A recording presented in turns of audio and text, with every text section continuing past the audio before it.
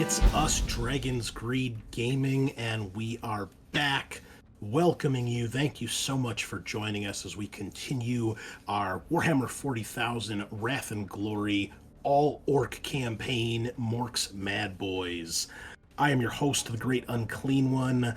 Welcome you and our players back as we delve into even more orc shenanigans. But as always, before we do that, be sure you stop by the old Facebook page and give us a follow and a like. That's where we update and put out all of our news. So if you want to stay appraised of what's coming down the pipeline, that's where we usually talk about it. Be sure to stop by Spreaker, where we host the podcast, or even more importantly, and very helpful, check out our YouTube channel if you want to throw one of our podcasts on in the background, or be sure to check us out on Apple Podcast and iTunes, and please leave us that good old 5-star review to help us build and grow the channel even more. Want to give a few shout outs to a few people. I've seen our YouTube channel getting a couple more subscriptions here and there. Some of these people I can't see because they have private profiles. But thanks so much to Beasts and Brushes, Corrupt Money Changer, RD, Hoffmaniac, Olafar, Sigurdsson, Ravnica 127, Connor Pitts, Jacob Irving, Ken Schultes, our good friend Tom from our gaming group. You know who you are. That's Tom, who looks like Fabio a little bit with his beautiful long golden hair. Glad to have you all along for the journey. And also Despoiler57, who subscribed today. So thank you all. Obviously, our orc stuff seems to be gaining a little traction, so hope you're all enjoying it. And reach out, leave us a message, tell us what's going on and what you want to see next on the channel. And if you want to do more than that, if you want to help support the channel in a financial way, check us out on patreon.com /Dragon's Greed Gaming. We've got 4 different tiers of things you can check out. We've got monthly artwork from Kyle here, who puts out artwork of our characters and PCs and NPCs. We've got a monthly Patreon-only campaign of Warhammer Fantasy in the same continuity as our Gallows Geist storyline. We've got the chance to hang out with us and play a monthly campaign alongside some of our players here, and just all sorts of other cool stuff. So if you got the chance, you want to toss some coins into the Dragon's Hoard, we really appreciate that, and we appreciate our patrons we have thus far. Whether you're throwing us $2 or more than that, every little bit helps. And if you can't support us financially, that's okay too, because gas is still like $1 trillion, and I know we probably don't all have that much money, so totally understand. But whatever you can do, stop by, subscribe, like, throw some money at us. We love it all. We appreciate it all, no matter what you do. So thank you, listeners. We've got some awesome stuff in store as our wackiness continues. Let's do our usual round of introductions. Players, tell us who you are, who you're playing, and anything else exciting that's been going on in the last week. I'm finally done being sick, so I'm back in the saddle and ready to go full throttle. Also, we have added some more objectives to our player objectives that can be rolled. We've got a D12 chart now instead of D6. We added 5 more results that a player can roll, also orky in nature. We don't have a 12th one yet, so if anybody rolls a 12, they'll get to pick out of the list. But I thought it'd be fun to do something more than just the basic 6, especially with 4 players. We get the same ones over and over, so hopefully this will help shake things up a bit. And players, be sure you reset your Wrath to 2, our Glory's down to 0, my Ruins up to 4, and we'll just go in the order I see on Discord here. So, Frogget, you're up first. Hey, I'm Frog. I am playing Hedaka today, and I will be attempting to demonstrate the wisdom of one of my clan's traditions. I guess for interesting stuff this week, I was in the fabulous city of Akron, Ohio all week for a work trip, which was fine. It's fine. I've only been to Ohio twice. Once to Toledo to visit a friend for his birthday, and once for oh, I feel so dumb. What's the convention out there? Origins. Back when we were doing the Anvil 8 stuff. So Yeah. that's my only experience. So I'm sure it's a fine place. I don't really like to travel, so you know. Yeah, my friend Ian tried to get me to go out to Origins with him, but just haven't managed it. It seems like it would be interesting, but Yeah, it was like a smaller Gen Con that focused a lot more on Magic was a big thing. RPGs and miniature games. I mean, yeah, board games. There was a good mix there too. But it was a cool convention. Definitely, I think one worth checking out. But I like Gen Con on a smaller scale. Lots of gaming, decent sized hall. So it was cool. It was fun. yeah, cool. Excellent. And what clan are you? You're Death Skull, right? Yeah. All right, so establish your wisdom as Death Skull. Love it. Okay, Redbeard the Kyle, you're next.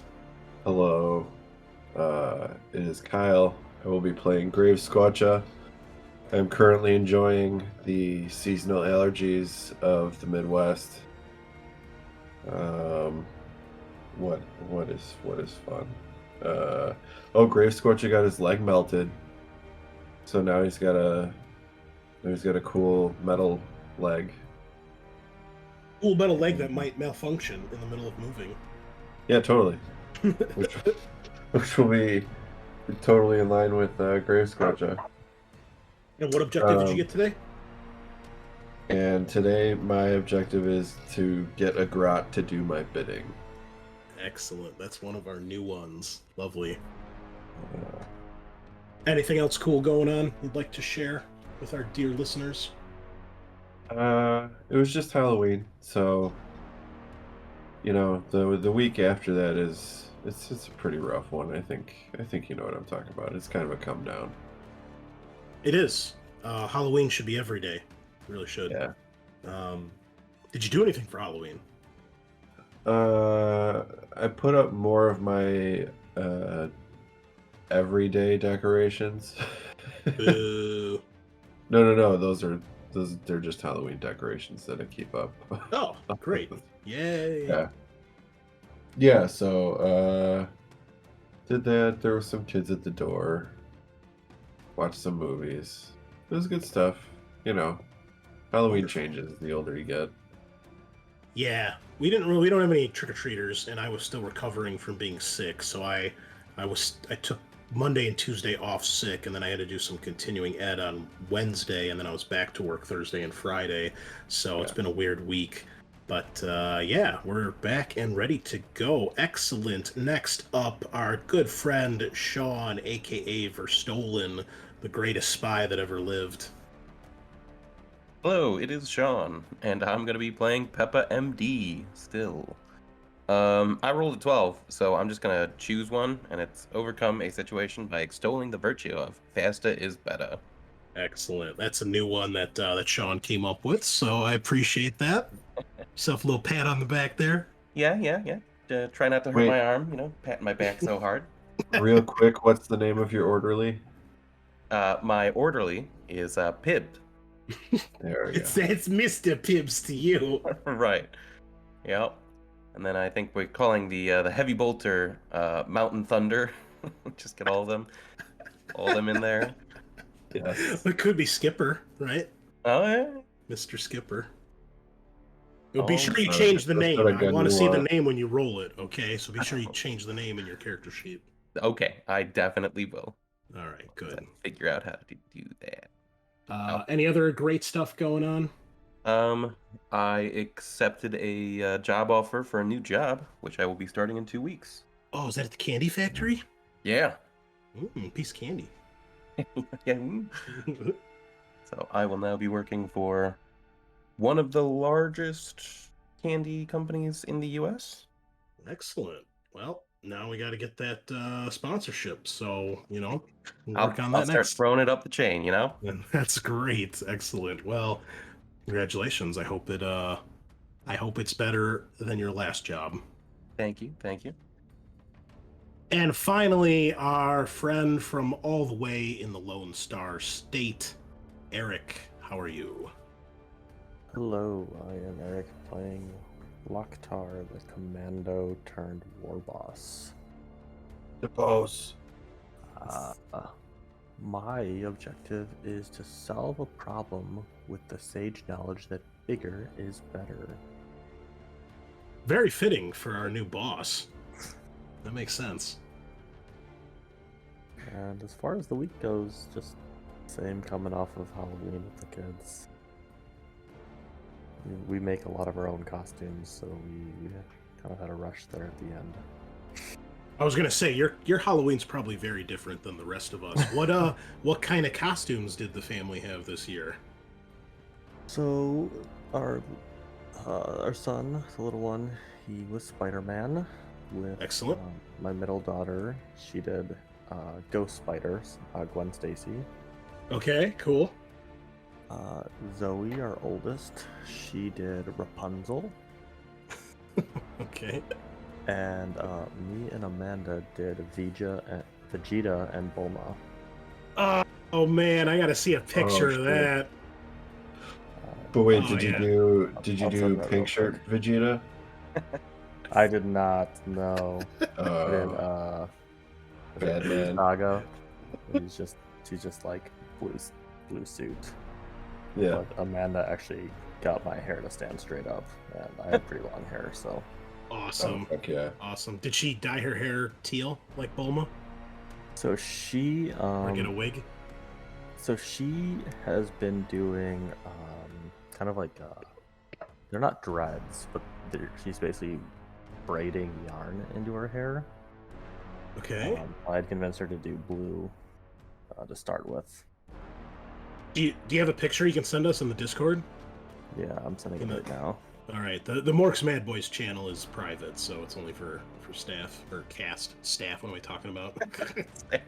I don't pay you yet. One Yes, day, sir, I hope. boss. Yeah, I'm the boss now. That's cool, man. You know, when I was at Gen Con a few years ago, I was at the Gen Con dance, and there was one dude dressed up in a Vegeta outfit. He had some convincing looking hair, and the outfit itself was like one of those like nylon jumpsuits where the actual costumes like printed on it, you know? Mhm. Kind of like when JJ did the wrestler outfit where it looked like he was just walking around in a Speedo and was like totally jacked, but it was just Yeah. like a bodysuit. And so, and the guy looked the part. He was pretty kind of tall and a little bit on the thinner side. And we're sitting there, and I'm like, dude, I love your costume. He's like, oh, you have no idea, it's about to go down. I was like, what? And then he pulled out these like glow sticks on the end of strings, right? And you spin them around and shit like that. And this guy was really good where he could like do like stuff that someone who knows the fuck they're doing could actually do. But the weird thing, I've never seen this before, when they would spin, they would spin fast enough where it looked like there was a holographic image floating in the air, and it was images of DBZ. Oh yeah.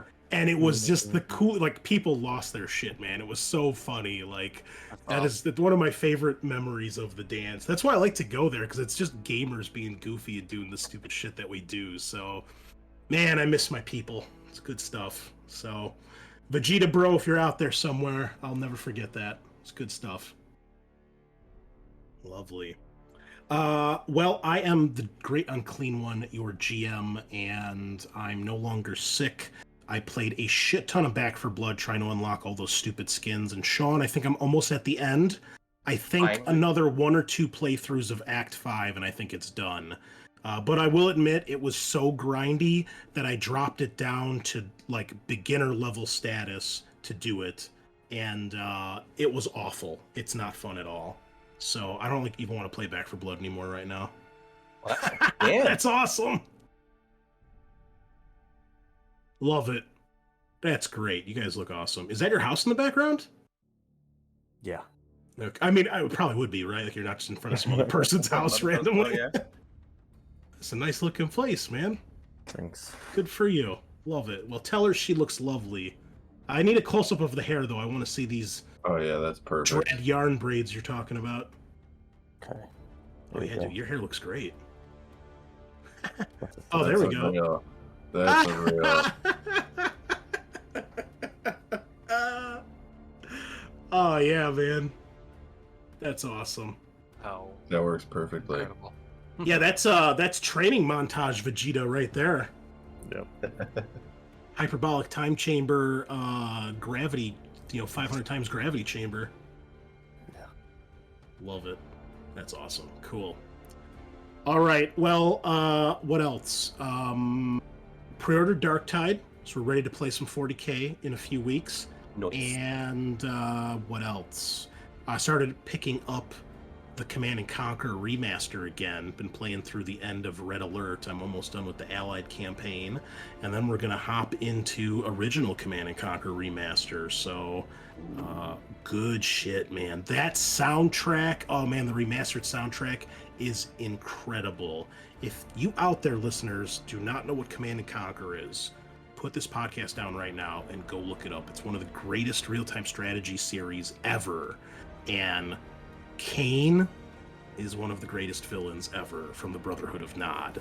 Joe Kukin, amazing actor. Also holds the world record, the World Guinness World Record, for the longest time of an actor to play a single video game character.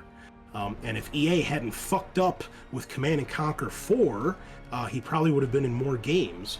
But, like every other fucking great thing, some company had to screw it up and throw it into the ground. So, shame on you, EA, for ruining one of the greatest franchises in history. Get your shit together and stop trying to make mobile games to make money, and just make good games and make money that way.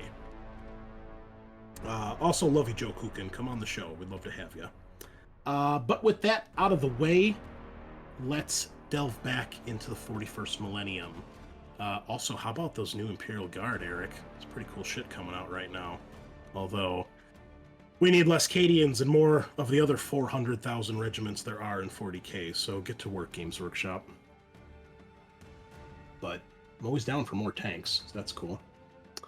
Anywho, last we left, boyz had finished off the Enforcers, conquering the armory on the Vindication, and getting their hands on some loot, letting Mulgrim take his first pick, and then the tribe to get their hands on more stuff, and then decided they were going to start to raid some of the mining operations of the Adeptus Mechanicus on the moon of Capra. And after 3 such successful raids, one of your boys had spray painted a big orc glyph on one of the buildings, and then the jig was up, and the next attempt to attack one of the outposts led to you guys being repelled, losing about a shuttle's worth of orcs, and deciding to leave the moon before things got too hot. You've decided to set out for the planet of Thentros, which is in the primary biosphere of this system, which is like the center ring of planets, basically in the middle. And yeah, we basically ended with you guys departing and about to make your way there. You also had decided to spend some of the scrap you had acquired to have Mulgrim start working on a bigger drop ships that you guys could send more than like a couple dozen orcs down at a time and have like an actual attack craft. So we did a bunch of stuff behind the scenes, listeners, but basically they acquired 6 pieces of scrap for our little mini game where you've got going on in the background here, and they decided to build the biggest shuttle they can, which is going to be about the size of, I think we said, like a Tau Manta, so something that could hold like a small army of orcs. And some of their, machines of war, if you ever get any. And it's mostly just a transport shuttle, so it's not going to have a whole lot in the way of weapons other than maybe some defensive things. So it's not going to be a 2,500 point Manta that kills a whole army, nor is it going to cost you $2,500, but it is still going to be pretty cool. So it's going to cost them 3 of their 6 scrap for Mulgrim to build this, and it's going to take him about 3 weeks with him and his Death Skulls. So that is going on while we are traveling. and we've done some stuff with our traveling on the map here. Our players may notice something new added to the map in the form of an asteroid ring around and separating the primary biosphere from the inner cauldron.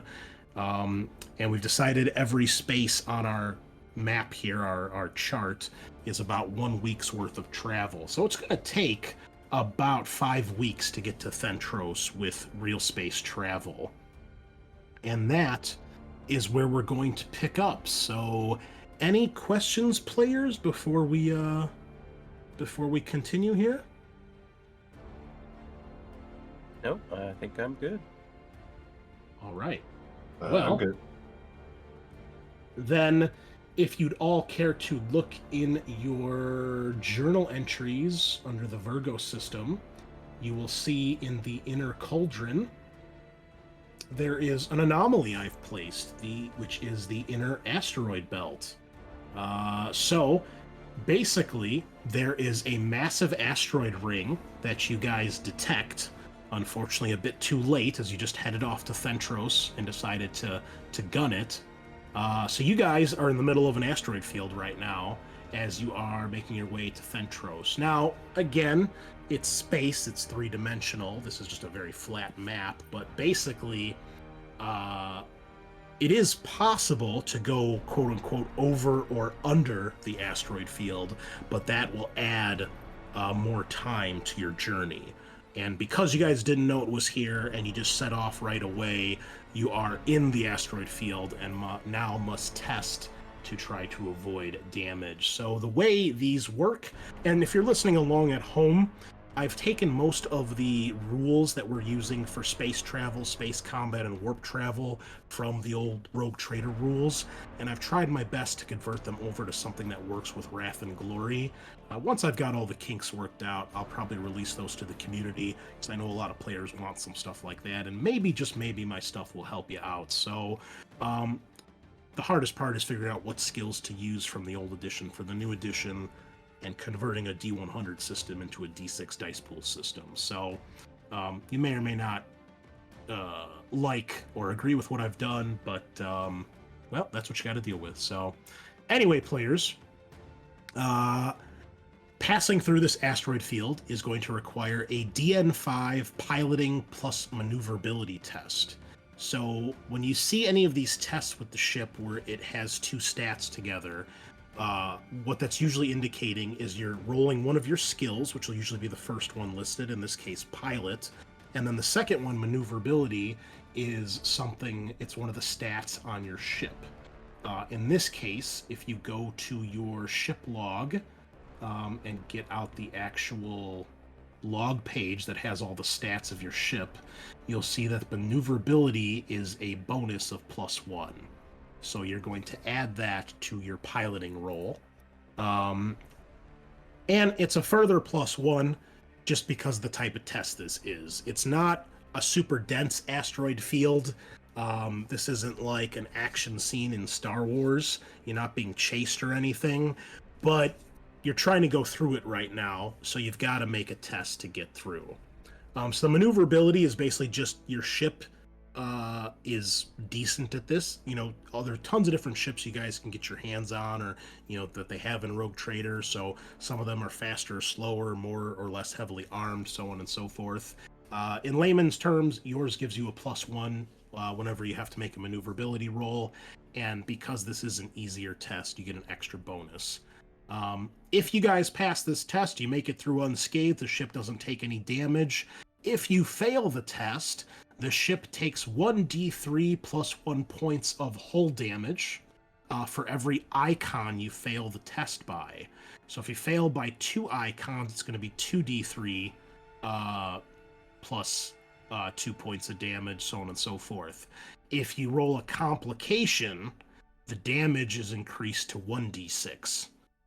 If you pass and it's a complication, then you just take 1d6, but you make it through without anything else. So, the big question here, who is piloting the ship? Well, Good question. yeah. I was like, I don't think it's me. Last session, I had called dibs on piloting the shuttle down and back. I I think thought we said Bulgrim was piloting it the ship. didn't Mulgrim demand a pilot, or is You that- guys offered that to him, but what he demanded was first dibs at the loot. You agreed to all of it, but I mean, it doesn't necessarily mean he cares or wants to. I mean, you could certainly ask him or tell him to, but you don't know how he's going to react to that or if he even cares. Well, what's everyone's piloting skill? Peppa's got 6 total dice. Oh, 5. jeez. Nice. 3. Yeah, I would have 5. Well, I guess 5 plus 1 from the ship. Right, yeah. 6 plus 1, so. And it's another +1 just making this test, so it's total of +2. Okay, so I'd be rolling 8 dice. I just want to make sure you guys do have the entry for the inner asteroid belt, correct? Yes. Okay. Yeah. I just want to make sure. Okay. Well, Are you gonna do it then, Peppa? I guess, yeah. I don't hear anybody else offering. Okay. Yeah. Doc and pilot. Yeah. That's Dr. Captain Pilot to you, sir. Yeah. Dr. Captain Pilot. King Or Ship. if we get to Okay, so Obama. it is a DN5 test, and you'll have a bonus of +2 with all the other things here. Alright, sounds good. Wish us luck, boys. Wow. Oh, that's a lot of ones. Complication. Uh-oh. But Does 5 pass. successes. Okay, so you do pass. However, with the complication, you're going to take 1d6 plus 1 points of damage. If somebody would please roll that for me. And then we will change that on your ship log. Matt, can you change anything on the ship log, or is it just as observer right now? I think. Actually, I can just check here. Here, I'm going to make you guys owner. Actually, we'll do this. We're going to make Matt the owner, just because he's our record keeper here. Not that I don't trust anybody else, just that I don't trust anybody else. Okay, so you should have that now, Matt. Are you able to edit the text? When you hover over it, there should be a little pencil in the top right corner, and then it'll bring you into the editing field where you can type stuff. Maybe let's close it real quick. I don't think so. Unless it's this. What is this? Nope. Okay, that's fine. I can change it. All right, Sean, what do we got? You just want me to roll the d6? D6 plus 1. Okie dokie. Lucky Okay. us. Only 2 damage. 2 points of damage, which brings the hull down to 53 of 60. So it's a bit of a bumpy ride, as you weren't expecting a field of floating rocks. But you do make it through, and eventually you make it to Thentros. Now, we do need to roll for your orcs here, because they are getting a little stir-crazy after 5 weeks of not doing anything. So, we're going to do a test, and for every week after the first is where it's going to get more dangerous. Basically, we're going to add an extra point of DN to this test for every week at travel after the first to represent that your orcs are getting angsty, they want something to fight, and we all know if they don't have anything to fight, they're going to fight each other.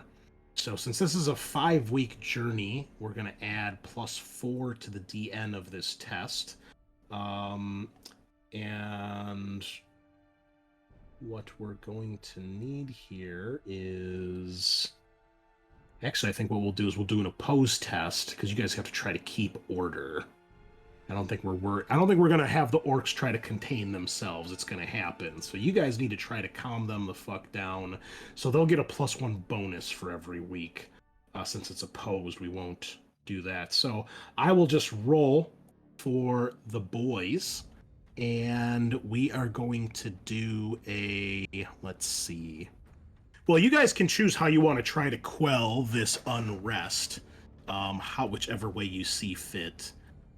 They are obviously just in the mood to fight, so they will be making a weapon skill test. So whoever wants to test may attempt, and you can use whatever skill you'd like as long as it makes sense. If you pass, all is well. You crack some heads, you keep everybody under control, or you scare them to the point where they behave. If they fail, or if you fail, then they will do damage to the ship, the crew, and the morale. Okay. Maybe not morale. We'll decide on the specifics later, but it'll be bad. I think to start with, I'll crack heads. Nice. And I keep Okay. them in, see if I can keep them in line myself. Makes sense. I would think I would start, I don't know, giving that job out to others as weeks go on. Okay. Well, we're just going to do one roll here. We're not going to roll for each week. It'll just be one roll at the end of the journey or during the journey, and we're just going to give the bonus for the total here. So they're going to get +4 to their weapon skill roll. So whatever skill you want to use. If you're cracking heads, I would imagine it's either weapon skill or intimidation. Yeah, I'm going to do weapon skill. Okay, I will roll for them secretly since they...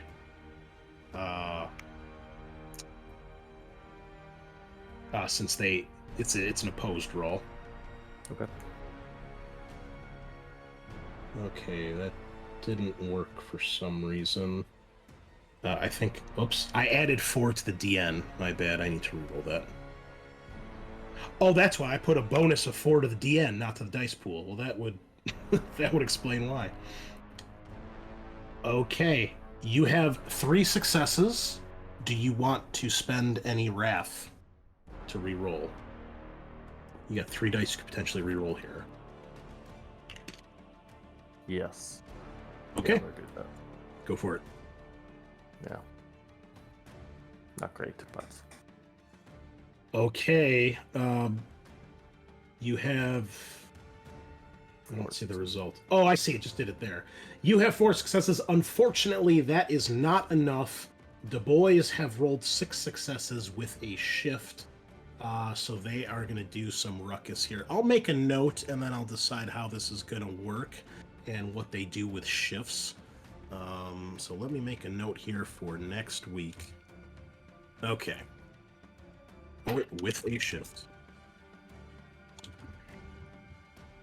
All right, so unfortunately, they're just not quite that scared of you yet, or you just don't beat them into submission enough, and they go on a bit of a ruckus, and there's a lot of fighting in this journey. By the time you guys get to Thentros, the ship is a little battered, the crew's pent up and angry, and your boys are raring for a fight, shall we say.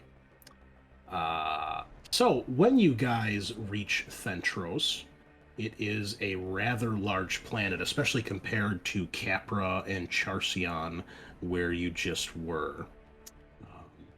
Get some notes here. So, Thentros is a feral world, which for those of you following along at home, if you're not familiar, or to our 40k newbies here, feral worlds are planets in the Imperium that generally have a very low-tech populace, usually somewhere around like Stone Age to possibly like Medieval Age. They might have basic gunpowder, but they might not have gunpowder at all, still just using lots of simple weapons. And, you know, things like very basically pre-industrialization type world. This particular planet's populace, their tech level somewhere between the Stone Age and the Bronze Ages. So, depending on the tribe, you're looking at stone and wooden weapons, maybe some very beginnings of smithing with a few very basic metal weapons, and ranged weapons such as bows and slings and javelins, maybe shields and things like that. Not much in the way of armor, if anything, maybe heavy furs, or maybe some light armor in the way of leathers or skins of animals, or perhaps some very, very basic metal type armor, but probably not like full plate or anything like that. Now, Thentros is almost as big as planets get in our system here, being about 10,000 kilometers in its radius. It has a little bit less than normal gravity than Earth, and it's got a very hot climate, usually between about 30 to 80 Celsius. It does have a habitable atmosphere. However, the planet's kind of broken into two parts. The first, when you actually get to the planet and you see it out from orbit, it is a very yellowish, dusty, dry-looking planet. Most of the planet, the surface, is a barren wasteland, and the air here has a higher concentration of carbon dioxide than normal. If you were to travel on the surface of this planet without any sort of gear, after a exposed amount of time, that would start to have ill effects and ultimately kill you. However, the planet's special feature is that it has massive world-spanning super canyons, which you can actually see from orbit. If you look here in the actual picture of the planet, you can see right across the middle.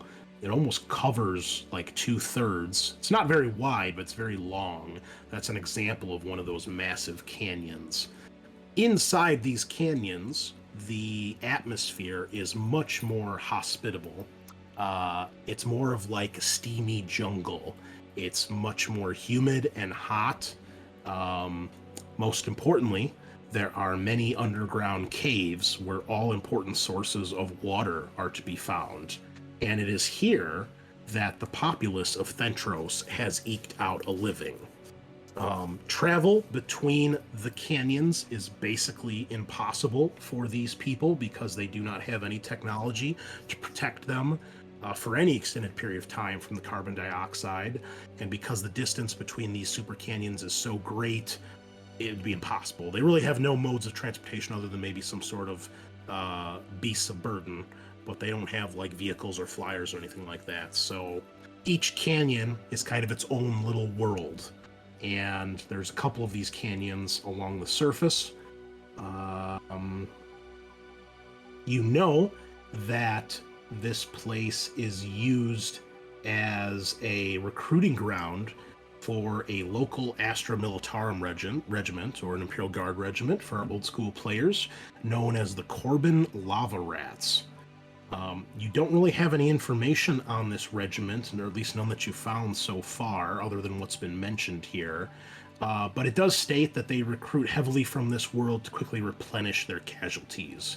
You don't know if the Corbin Lava Rats have a home planet in this system, or if they just happen to be a regiment that's stationed in this system right now from far away, so you're not sure. But you do know, with very basic reading of some of the records on the ship, that the Imperium tends to use feral worlds, if they have a human populace, or an abhuman populace, as a recruiting place, either for Space Marine chapters or Imperial Guard regiments, because despite their lack of technology, the conditions on these planets, much like Death Worlds, tend to breed a very hardy people who make good recruits for either the grueling practices to become a Space Marine, or just make better Imperial Guard soldiers in the end. So, you also know that despite any culture shock from going from a tribesman to a Imperial Guard soldier is quickly taken care of through Imperial indoctrination procedures,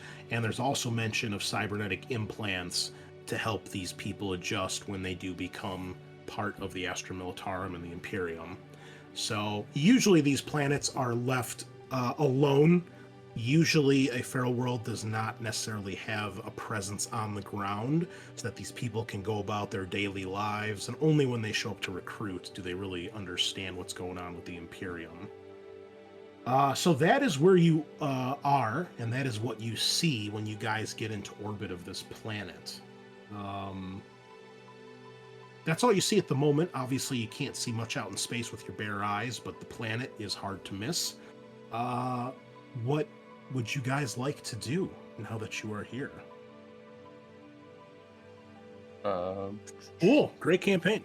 Yeah. Riveting Uh, gameplay. Maybe scan around the planet to see if there's any other ships in orbit that we should be aware of. Okay. Well, we've got rules for that, Sean.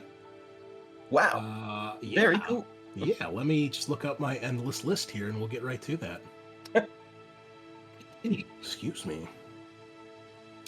Okay, so I gotta find what the action is called here. You're going to do an augury scan. So there's two types. We can hear you.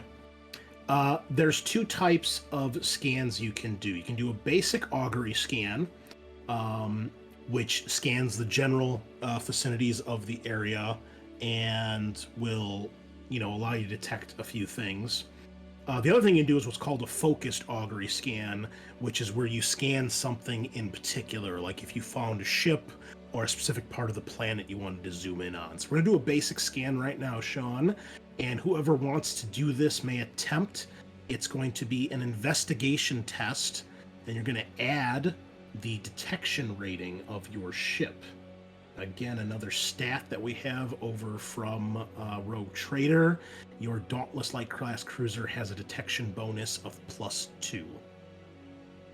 So what is it going to be, and who wants to make that test? Can you hear us, Eric? Are you back? You okay? Yes, I am back now. All right. I don't know what happened. My internet It's all right. That's okay, man. I forgot to mention, today was like Winnie the Pooh and the blustery day over here, man. It was so windy. And I wake up this morning and I get downstairs. My wife's like, the internet's out. I was like, motherfucker. Great way to start the weekend. Real. Yeah. Luckily Yeah. it came back. Talking to my brother and nephew in Chicagoland, and they were complaining about that too. Oh yeah, I had to go to the store today, and I struggled to get out of the car because I couldn't open the door. Like, that's how hard the wind was blowing. Yes. And when I got back home, my neighbor had 2 packages delivered, and they had rolled halfway down like the alleyway.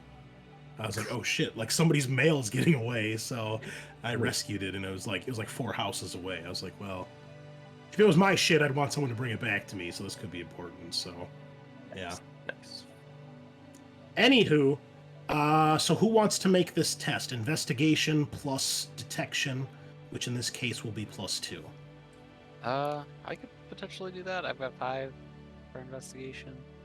And for any of my players, this is on the Starship Rules Journal entry.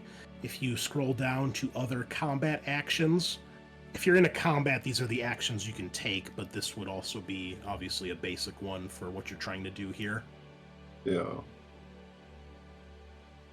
Nope. I'm the punchy kicky guy, so All right. Yeah, go Sounds for good. it. Yeah. Here we go. you guys have it. All right. You added the +2? Yes. Okay. Oh, I didn't tell you the DN, by the way, but this would just be DN3. That's okay. I have to add that. That's one thing I didn't actually do yet, but I think it's mostly based on situation. Okay. Well, you pass just barely. No shifts. But that's okay. What exactly are you guys scanning for, Sean? Any other spaceships, especially if, it's Imperium. Mm-hmm. Just if they're in the the area that way. Okay. Well, it's a good thing you scanned, because you do indeed pick up the signatures of 2 other vessels. You don't have any shifts here, so you can't get any information. You get 2 other vessels that appear to be in orbit on the planet. Doesn't seem like they notice you or detect you. If they do, they haven't made any attempts to move or engage you or hail you. The only other thing you'd know is that they are frigate class size ships, which would be a size smaller than your guy's ship, a Dauntless.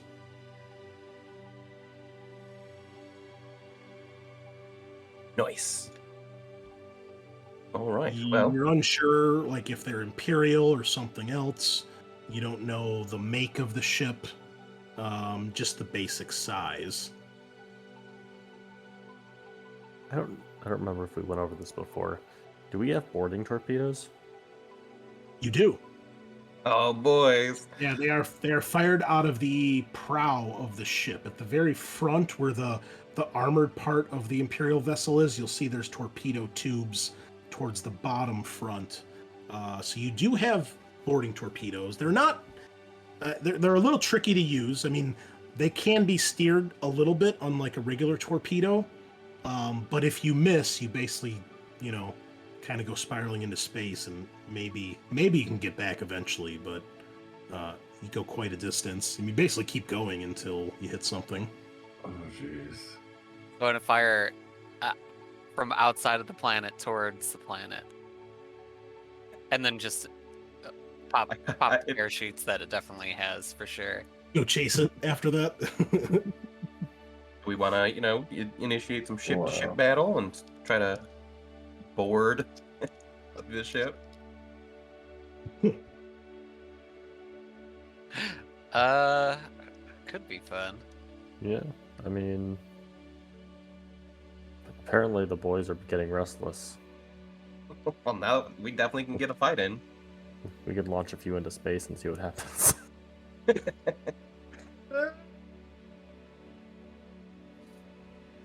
Gonna make me bust out my ship combat rules here that I'm not sure if they're gonna work or not. I mean, whatever you guys want to do. I think let's go for it, boys. We have to Start try it eventually. Going down into a canyon, Right. doing a yeah. regular Right. toe-to-toe fight, and blow off steam that way, and then we can have like a presence in the canyon to do resupplies and things like that. Just Down there. Just to give you guys a little more information, your Dauntless light class cruiser is about 4.5 kilometers long, with a crew of around 65,000. Okay. Now you don't know the specifics on these ships, but a frigate class ship is around 1.5 or so kilometers long. Their crew is probably about half the size of your crew, give or take a couple thousand. So probably anywhere between 20 to 40,000 crew versus your 65,000, and around like 1.5 to 2 kilometers to your 4.5. I mean, our only options are either to avoid it altogether and go to a different part of the planet, or deal with it before it finds us. I say we should deal with it. Think about how much scrap we can get. All right, we're gonna deal with it. Okay, I guess. Oh man, love it. Okay, well let me pop out this window because we're probably gonna fucking need it. Okay, well, let me switch us over to another map here. I am prepared for this, so there is that. You did put a ship in front of us. Just in case. So, I don't know what the fuck you guys are going to do. Let me make sure this is all set correct. We're orcs. What are we supposed to do? I don't know. Call them up and be like, yo, you want to raid some world-spanning canyons with us? You guys should have a new map called Planet Orbit. You see that at the top of the... Yes. All right, do you guys see a background with a grid? Yep. Okay, we have vision. This is good. It's all going Millhouse right now. Let me get some tokens out here. Okay. So, obviously, abstract. This down here is the actual planet that you're going towards. Disregard the moon over here. There's no moon to this planet. And then we have... That's not moon. Yeah, It's it's space just ocean. open space. Oh god, it's a Kroot war sphere. Oh no. All right, these two ships are, we'll say, like about here in orbit. Okay, well, it can only turn 4 ways, which is not great. If you guys zoom in on the tokens, I know it's hard to see. You'll see it's an overhead view of your ship. Underneath that, you'll see the red and white arcs. It's got one of the arc tokens from Battlefleet Gothic underneath. It might be a little bit easier to see on the other two ships. But basically, you're facing in space matters. And this uses the approach of BFG. So you move in the direction of the front of your ship, and then your weapon arcs. Well, the arcs on your ship represent where you're being hit and which weapons can see. So a dorsal weapon, for example, can shoot to the sides and the front, but a prow weapon can only shoot out of the front arc, and port and starboard weapons shoot out of obviously the side arcs, and so on and so forth. So let's try to rotate these one last time. So you guys are probably coming at them directly from the planet, and let's turn your ship to face that way. Okay. So they are currently, the way they are stationed, their flanks are to you, the sides of their ship. The left side, I don't know what that is in nautical terms. And you are several spaces away. Now, in space combat, each one of these spaces is what's referred to, again, Rogue Trader rules here, referred to as a VU, which is a void unit. Each of these spaces represents roughly 10,000 kilometers. Space is a big place. So that's obviously going to affect how fast you can move, the range of your weapons, so on and so forth. Now, you are supposed to be able to turn up to 45 degrees, so that's going to be a problem here because we can't really do that. But we'll make it work. Maybe there's some sort of module I can download that would make turning easier. So the big thing you guys want to check out is the Starship rules. Now, there's a lot here to look at, but the big thing is going to be like range of weapons and speed. During your turn, your ship has to move because of the momentum in space. There are options you can do to try to slow down, but you can never move in reverse with a starship, and it's difficult to come to a complete stop, although it is possible. Especially during combat. Obviously, that may or may not be what you want to do when things happen.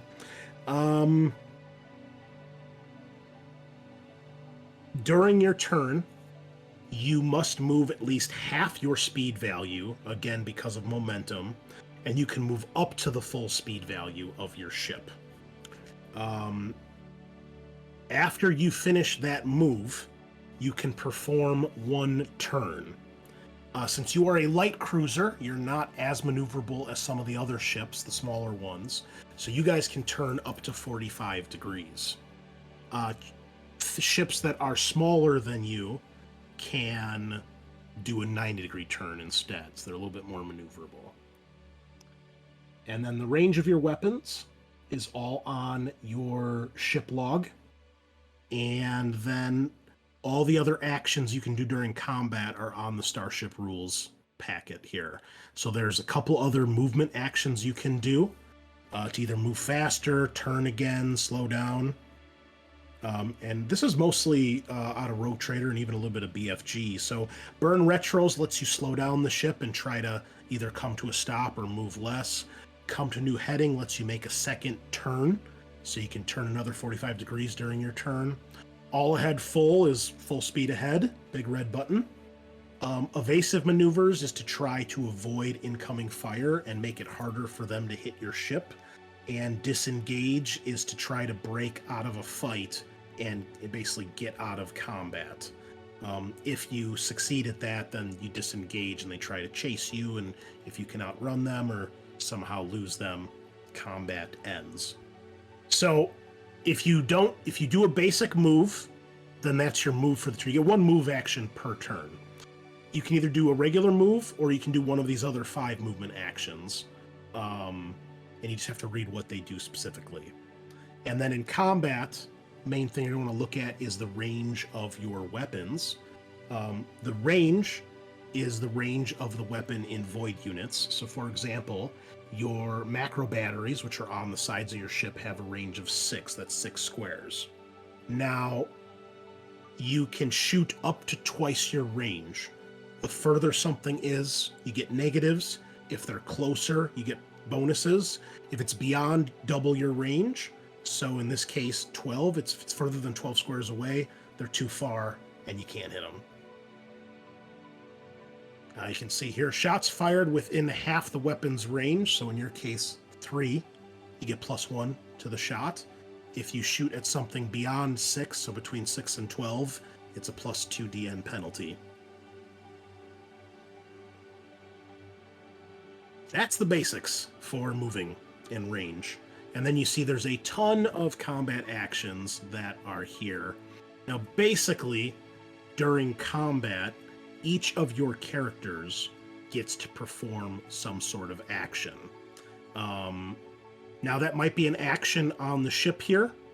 For example, the ship takes damage. Your tech orc might try to do the emergency repairs ability. Or someone might try to bolster the morale of the crew. Or if there's something else, you don't have to do something on this list, but these are specific things that your characters can do that like are kind of the grand scheme of a naval battle, so to speak.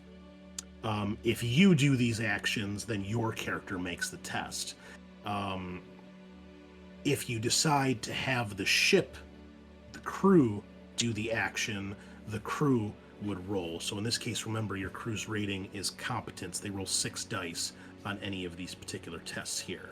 So if you decide to have them do a target lock or fire one of the weapons, it'll all be done basically. Each weapon can fire once per turn, but they have to have targets. So obviously, you've got a weapon on either side of the ship. If you're firing at something on the port side, the starboard side weapon can't hit that, obviously. It's whatever's in the weapon's arc. That's why those arcs are on the bases here. So you just kind of extend that out, which is pretty simple with Foundry here. You know, for example, we don't need that. How do we just measure? Oh, there it is. Okay. So for example, if I'm doing this, you guys can all see that, right? Yes. Yeah. That would be, and you can see if you zoom in on the token, it's going right through the arc. So basically that and that, everything in between is the starboard arc of this ship. If I do this and this, that's the front arc. So that's very easy to do with Foundry because it's straight lines and it's on a grid. So just keep that in mind. So they don't seem to know that you're there. What do you guys wish to do? Oh, and initiative, the captains of the ship roll their normal initiative, and we just keep initiative like that. Really simple. So do we want to let the boys know that we're going to start shooting them out of the boarding torpedoes? Battle stations. Yeah. Get on the com. Yeah, so announce battle stations and load up the boarding torpedoes. Well, let's do this first. If we're going to actually start a fight here, let's start a combat. Eric, you're the captain. You're the captain here. Please roll me initiative. And I will roll initiative for these guys as well. Add yourself to the track. Roll. How do I add myself to the track without my token on the board? Oh, just do it with the Oh, let me put your token then. Yeah, that makes sense because you're rolling your initiative, not the ship's. I don't know if you actually can without your tokens. So here you are in space. And that's how Loktar was jettisoned from the ship. Just jump right into one of the boarding torpedoes. In Ooh. space. Oh, No one can that's hear not you. great. Yeah, I don't know how this motherfucker rolled a 9. Oh, he rolled 4 6s. That's why. Holy shit. Oh no, Yeah. I got kicked off the tracker. Oh, I'm sorry. I guess we got to keep your token there. Okay. I'll just put you over here in the corner. Actually, let's put you off the map. And you had a 2, right? Oh, they got a 2 again. There you go. You're outside the edge of space. Oh my god, no. Oh, wait. Here we... Let's do this. Oh, look. The Vindication got a 2 as well. Perfect. That's better. Get out of here. I don't think you need your tokens for anything else. Okay. All right. So they have a higher initiative. However, they are unawares that you guys are here at the moment. So you don't know how long that's going to last. But right now, you guys have a surprise round. So what would you like to do? Basically, each of you gets to do an action. Okay. I guess I can pilot still. So Okay. So I mean, then you should pick the movement action for the ship. yeah, And that'll be your action as a player as well. yeah. And then the rest of you, same thing. Either do something on the ship or do something yourself. Okay. How about this? We're at our halfway point. Let's take our break here. You guys can take a few minutes to discuss what you want to do, and then we'll jump right in, because this will probably take a little while since it's our first naval engagement. So grab some Dr. Pepper, because you're going to need it. Okay, so we're back. Eric had just asked me if anything has happened between now and when they left, and there's one thing I overlooked. So, most of the other Xenos on board have decided to stay on the ship. The crew, you guys basically consider them allies. We'll probably give them stats and rules that you can use later. They're more or less part of the crew.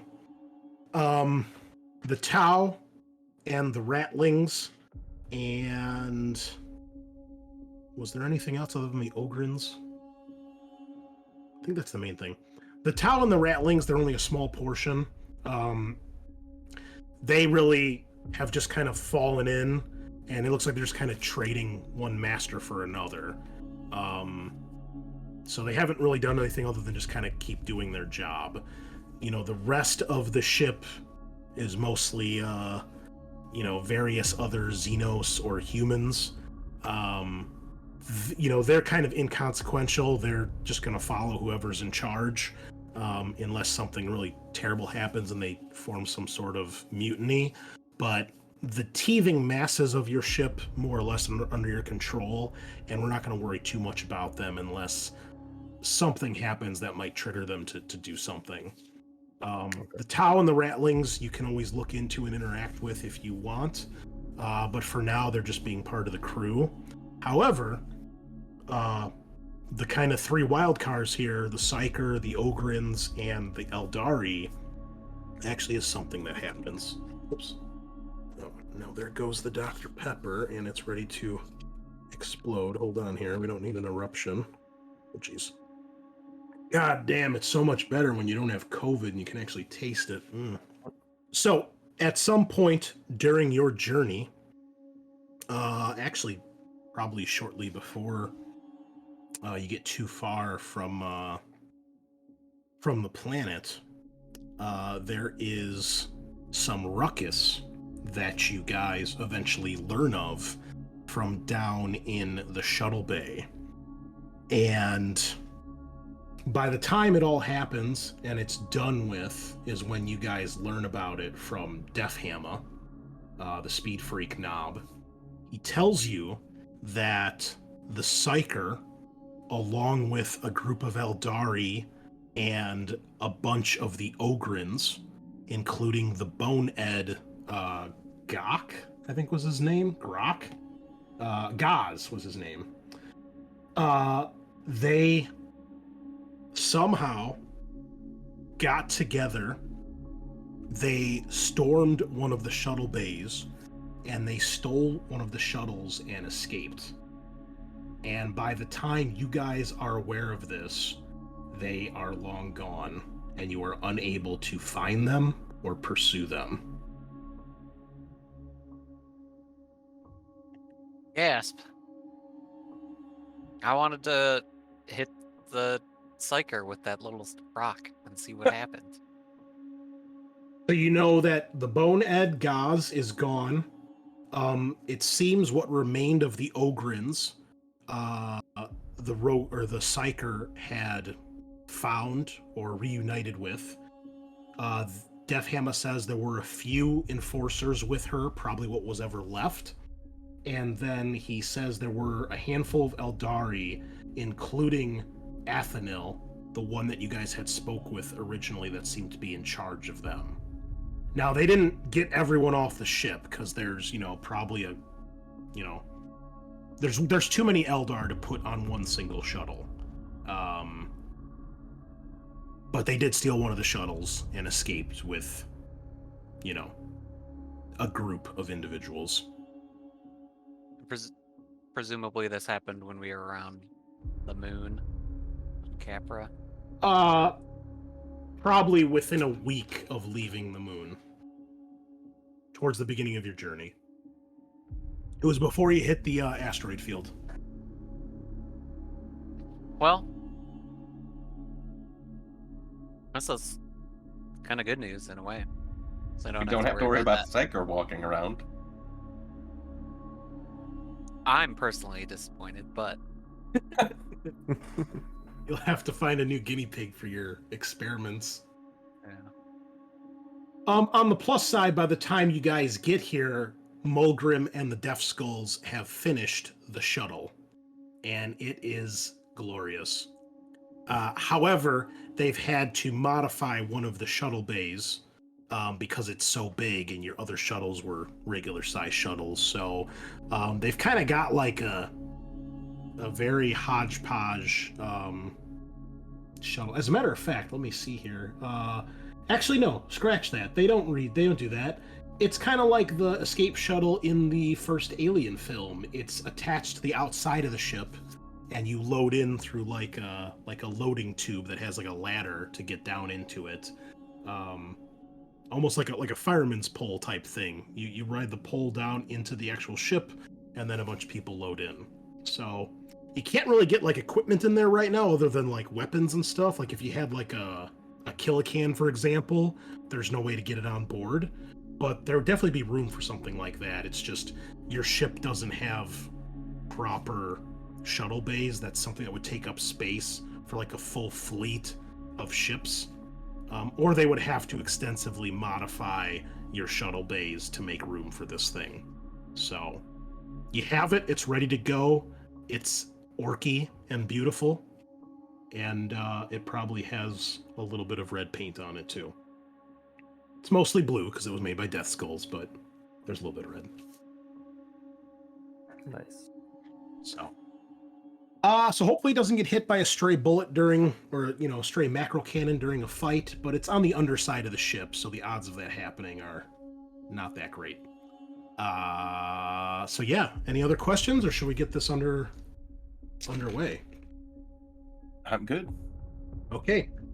With that in mind, what would you like to do on your first surprise round? I guess I wanted to jump in and do a focused augury scan on one of, I guess, the closest of the frigates. Okay. Sean, you're moving. Are you just doing a regular move, or? I think since we've got like a surprise, yeah, I'll do a regular move. Okay. So the speed of your ship, I believe, is 8, or is it 7? 7. Okay, so you can move up to 7 spaces. You have to move at least half, so you have to move at least 4. Okay. And once you're done moving, you may make up to a 45-degree turn if you so wish. Um, And for our listeners, their ship is at the very top of the map. There's probably about, 10 to 15 spaces separating them. There's about 14 spaces separating them and the 2 frigates, which are facing to the east of the maps. They're coming in on the left side of the ship, and they're holding orbit over the planet. So Sean, go ahead and move. Head Hacka, if you want to make your scan. Chris, I can't move the token. Oh, I have to give you access to the character sheet. That's why. Okay. You guys will get a new character sheet in the PC folder where your personal character sheets are. This is just so that it has a token. And also, if you open the character sheet, you'll see all of its stats are 6. That's just to represent that your crew is a crew of 6 value. And then if you make any any rolls for any of the skills, it'll be at a 6. So it obviously doesn't actually have a strength or toughness or agility value, but if you need to make a skill test, that's how we'll do it. Can you move it now? Yes, yeah. Okay. Okay, yeah. Do we just want to go straight towards the sword frigate or the Tempest frigate, boys? So keep in mind, because this is the grid movement, and with the way things work, yeah, you have to move in a straight line. The only way to move diagonally or to the side is to turn and then move the ship in that direction. So Gotcha. it pretty much works the same way as BFG movement. You move, Okay. then turn. So you always move straight line and a forward, whether you're facing, horizontally, vertically, or diagonally. Okay. And each box is one space unit? Yes. One void unit, duh. Void unit, my bad. Yeah, come on, man. Let me get some combat music here, too, because this silly music... Oh, we got a cat, too. What's up, buddy? Space battle. That sounds good. This is Oh, not yeah. a space battle yet. Maybe we'll resolve this peacefully. Oh, yeah. Works peaceful. Okay, focused augury scan. Scan a ship up to 20 VUs to gain specific information. It is an investigation plus detection test. All right, let's go. Which one are you scanning? I said whatever the closest one is. I guess they're pretty similar. Let's say sword. Okay. All right, this will be DN3. Okay, I got it. Okay, you have 2 shifts. What do you want to use them for? You can do like a regular skill test to get information, do things faster, or you can get at least 1 point of glory as well. Yeah, let's do 1 glory and 1 just additional information. Okay. So you are able to detect it is a sword class frigate, which is a type of Imperial vessel. Based on what you're able to scan, it is indeed an Imperial ship. It doesn't seem to have anything that indicates it's like a heretic ship or a rogue ship or anything like that. It definitely seems like it's got Imperial Navy codes or colors, we'll say. So you know that this is definitely Imperial Navy battleship or ship of battle. You had 1 shift. Let me check rules really quick here, what that lets you do. All right, so you get, with a successful scan, reveals all essential components except augury arrays and void shields. And if you get an extra shift, you also get all their weapon components. Okay, so their basic stuff is nothing to worry about. They've got life support, so on and so forth. You don't know how many void shields they have. You don't know what type of void generator they have. They've got regular engines. They've got warp drives, Geller fields, so they are warp-capable vessels. They don't have anything special, like they don't have a special bridge or special compartments like you guys do unless they're hidden, which you wouldn't be able to tell anyway because you didn't get enough successes. However, more importantly, as I'm sure you're all wondering, what kind of weapons they have. You also determine that this ship is called... You scanned the Tempest or the Sword? Sword. The name of the ship is the Iron Gladius. And can I share this? You guys see the picture? Got it. Did it The show you the stat sheet. image or the stat sheet? We can see both in the. Oh, that's fine. That's it. Don't look at the stat sheet. I was trying to share the image, but that's what the profile of the ship looks like. I'm just checking everything here. Sorry, I got a lot of folders here. Just a moment. Threats. Its weapons are...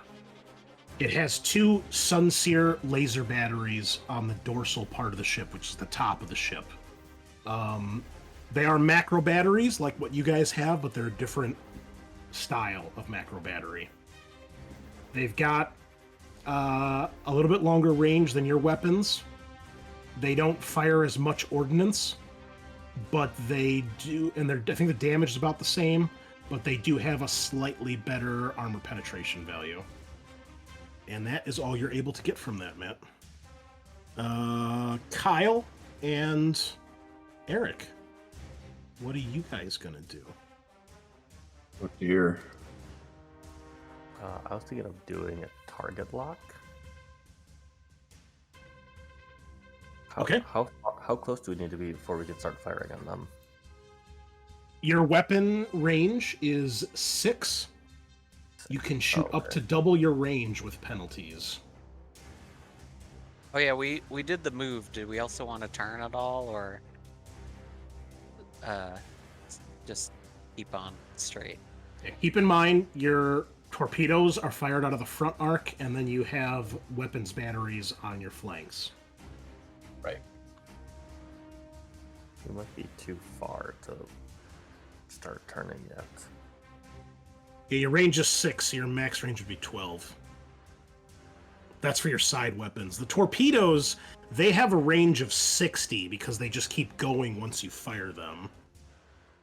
Basically, you fire them, and then the torpedoes have a turn where they move. And if they hit something, then they have a chance to actually board.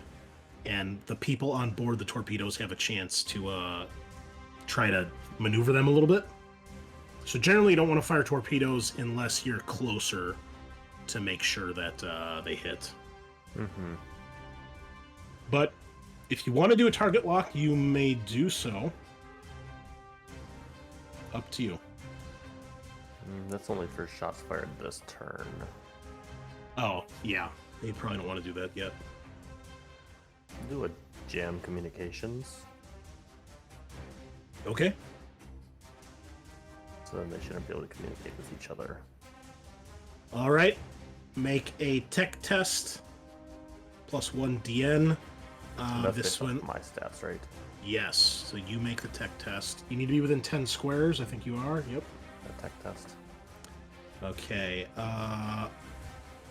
So if successful, the target is unable to use Vox transmissions or other technologies to communicate with other ships. If you pass, they need to do their own tech test to unjam. And each shift will make it harder for them to unjam if you pass. So there's nothing special going on here. They're not aware of you, so this will be just DN3, and it's +1, so DN4. You got it there? Did you roll it? Uh-oh. Somebody dropped out a foundry. You fell out of foundry. Okay. Well, while that's going on, Kyle, what do you want to do? Well, sheesh. And there, so like, I think I was looking at somebody move around. It said, we're about eight spaces out. So would that be with like an added disadvantage? For what? To do what? For a weapon fire. Yes.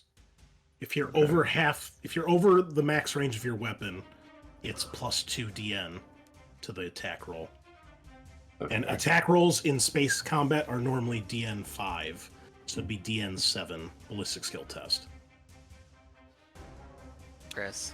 Also, they are not in your side arcs right now. Keep in mind your weapon systems are on the sides except for the torpedoes. Okay. And those are the boarding ones, right? Yes. Yeah, I mean, Okay. if your torpedoes hit, they do some damage, but the point is for them to hit, get lodged in the ship, and then let the people in the torpedo get out so they can do a boarding action. The other benefit to torpedoes in this game is that they ignore void shields. So void shields, they take hits for the ship, and depending how many basically each void shield a ship has will negate one hit. So let's say you fire one of your macro batteries and you score 3 hits. The first one gets soaked by the void shield, and then the other 2 you roll for damage. So with macro batteries, the point is to try to score multiple hits because of how heavily armored these ships are. One single hit might not be enough to get through the armor. So Gotcha. the strength value of the weapon is the max number of hits that you can get, and each shift when you fire adds another hit from the weapon. Okay. Whew. And again, if these rules turn out to be total shit, because I've miscalculated or they just don't work, then we will modify things as need be. But we've got a baseline here to try, and then we'll fix it as need be. So, so yeah. But yeah, you're out of range, or you're not out of range, but you're out of, because remember the your arcs are like this. So between this and this is where your macro batteries fire. Right. Okay. I'm back. Yep, I hear you. It won't let me back in the foundry though. It says I'm already logged in. Oh, you are definitely logged out. You might need to do a restart there. But I will do the tech test for you to make your thing here. And was it plus one, right? Oh, +1 DN. Ooh. Well, you only have 2 dice. I got a 6. That's 2 successes. You need 2 more. I'm assuming you don't want to burn your wrath on that. Okay, do you want to use your 1 point of glory on that? No. Does that give us a glory, or is that only... No, I was just going to say, that is, though, it is a critical, so you do get a point of glory for scoring a critical, at least. I rolled a 6 on the wrath die, so... Nice. Get something out of it. Okay. All right, Kyle, what's it going to be? You don't have to take action if there's nothing you want to do, but... Yeah, I mean, I don't really know, boys. And I mean, like, Grave Squatch would have fuck all know what to do. Okay. Well, Just, if you want to just read through the list too and see if there's something you want to do on next Yeah. time. Try to bolster morale. Yeah, I know there's a lot going on right now, so we're all going to be a little overwhelmed here. Don't worry about it. Yeah, why Okay. don't we do that? I'll do a Bolster yeah. morale? I'll do an intimidation test, and I'll try and yell at a grot to get people pumped. All right. So for those listening along at home, bolster morale, the player makes a deception, intimidation, or leadership test, depending how they're trying to bolster the morale. In this case, he's an orc, so he's trying to put people in their place. And it's going to be DN3, and it's +1, so it's DN4. If you pass, the crew morale is increased by D6 for the duration of the combat, not permanently. And if you shift, each shift adds another D6 to morale. So, I mean, your ship's down a little bit morale right now, so won't hurt. Okay, here we go.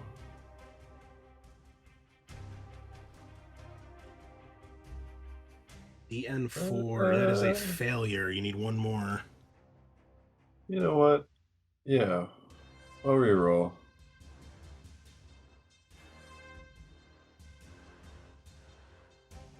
Damn. All right. Nice. Okay. You pass. That'll fulfill your objective, I believe, right? You had the grot one? Yep. Okay, so you get a point of wrath back, so your wrath is good. And then roll me a d6 to add some morale to the ship. And Matt, you're our stat keeper here, so please 3. increase. Your morale's currently 88, so now it is 91. Okay. All right. They are going to make tests here to see if they detect that you tried to jam their communications. So that, I think, is going to be an awareness test for them.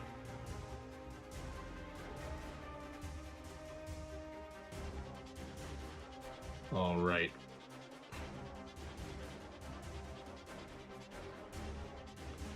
Okay. They don't seem to notice that you guys are in the vicinity. You have another surprise round. Nice. Closing in. What's everybody's actions? Right strategy, boys. I believe in you. Yeah. I think I want. Do we want to ram? We are orcs. Are we close enough to ram? Yeah, we just got this thing. If you ramming is if you end your movement within one space of an enemy ship, with the front of your ship facing towards the enemy, you then make an attempt to ram, which is pilot plus maneuver.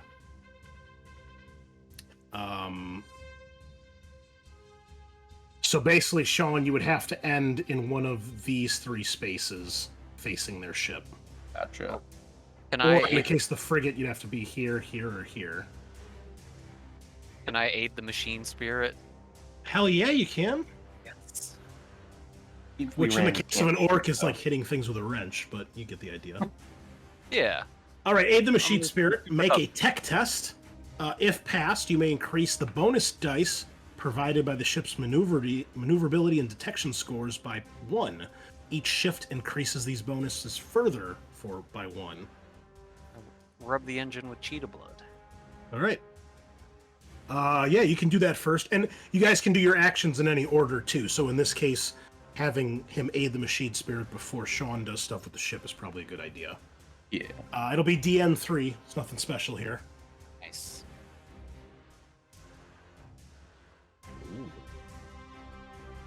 All right, you pass and you have a shift. So you got +2 to maneuverability and detection for this round. I'm pretty sure it's just a round. Let me just double check. Yeah, it's just for the turn. Okay. So what Next. does that do? It increases the bonus of the ship's maneuverability and detection. Nice. So now instead of I think they're both +1, they're now both +3. Gotcha. Or whatever they are, but you got +2 to them. Okay, who's next? I'm gonna do a target lock this turn. Okay, so target lock. Make an investigation plus detection test. So we got the bonus going on. If passed, select one weapon component on your ship, and it gains a +1 bonus to any shots fired this turn, and each shift increases that bonus by +1. So, investigation. What's our total detection at right now, Matt? 4. Damn. 2 plus 2. What's it at? +4. +4. Okay. Oh, good. And I have to say which weapon first? Yes. Well, technically it says if passed, select a weapon, so no. I guess you target lock and then you order which weapon is target locking. Okay. We have a critical, another point of glory. And you have passed with a shift. So you can get +2 to one of the weapons. Okay. So the prow weapons, they have to shoot straight ahead, or is it within the arc? Within the arc. So they can technically be fired like at an angle. So I could hit the Tempest. Yes, because I believe the torpedoes need to come within 1 square in order to attempt a hit. Hold on, because of course torpedoes aren't in the core rules; they're in the Battlefleet Cronus expansion pack. So they have extra rules, of course. Of course. Okay, so they have a speed. I don't think I have this on your sheet, so Matt, if you can note this somewhere, your torpedoes have a speed of 10, and they do 2d10 plus 11 damage. They don't have a crit rating, unlike other torpedoes, because they're meant to just get stuck in, so to speak. Say 2d10 plus 11? Yes. Okay, so the speed is how many spaces the torpedoes move in a single turn. And you launch the entire strength of your torpedo salvo as a single group. No roll is needed to fire, but a single explorer or NPC must be assigned to launch the torpedoes, as his skill at readying them for launch will determine their success when they reach the target. Okay, so there's no test to fire the torpedoes basically when they hit, because they just start traveling in a straight line. Okay. Let me just read everything else here really quick. So target lock wouldn't work on that. Let me double check. Let me get through how it actually hits. Okay, it's only like 2 paragraphs. Not too bad. Oh, it's right here in big bold print. You cannot perform extended actions to boost the accuracy of torpedoes. Okay, then. Then I will use the target lock on the weapons battery. Okay. Obviously, the one on the left side of the ship. Yes. Okay. Upon firing at the start of each of the ship's turns, before any other actions are performed, the salvo of torpedoes travels directly forward a number of VUs equal to its speed. So they will go 10 spaces right now when you fire them. And then, let's just keep reading here. The torpedoes travel in this manner until they've traveled the total VU equal to their range, which is 60, at which point their fuel is depleted and the torpedo shut down cold and inactive. If at any point during this movement the salvo passes within 1 void unit of another vessel, friend or foe, a torpedo's machine spirit is unable to and unwilling to make such a distinction. The character who launched the torpedo makes a ballistic skill test plus torpedo rating. Oh, Jesus. On a successful test, 1 torpedo strikes the target ship, plus 1 additional torpedo for every shift in this case. No more torpedoes may hit than the number present in the salvo. Torpedoes are not stopped or hindered by void shields. If using a grid map, torpedoes hit any target in the same grid square as they are traveling, or the grid squares on either side. So, let's just assume your ship was a torpedo. We'll get tokens for this later. Actually, I can put one just to show you guys here. We can use this. Okay. Imagine this is your torpedo, this anomaly token. Okay. It can hit ships that are here, here, or here. So obviously it comes out the front of your ship, so you would put it in one of these 3 spaces right here, and then it moves 10 spaces. So if you did here, you'd go 1, 2. Obviously it's right in the path of the ship it would hit. Make sense? Yes. And of course, it would go 10 if there was nothing in the way. It would just keep going until it's off the map, or it goes 60. Okay, so you fire at this turn, and it launches immediately. It moves immediately, which means it's going to hit the frigate immediately, the Tempest. Okay, what is the salvo? That's what we need to know here. How many torpedoes are in a salvo? Oh, I see. We have to pick an actual torpedo tube launcher, which I did not do because I didn't know that's how they worked. Well, all 4 of these can be loaded onto any ship. Okay, here's the strength.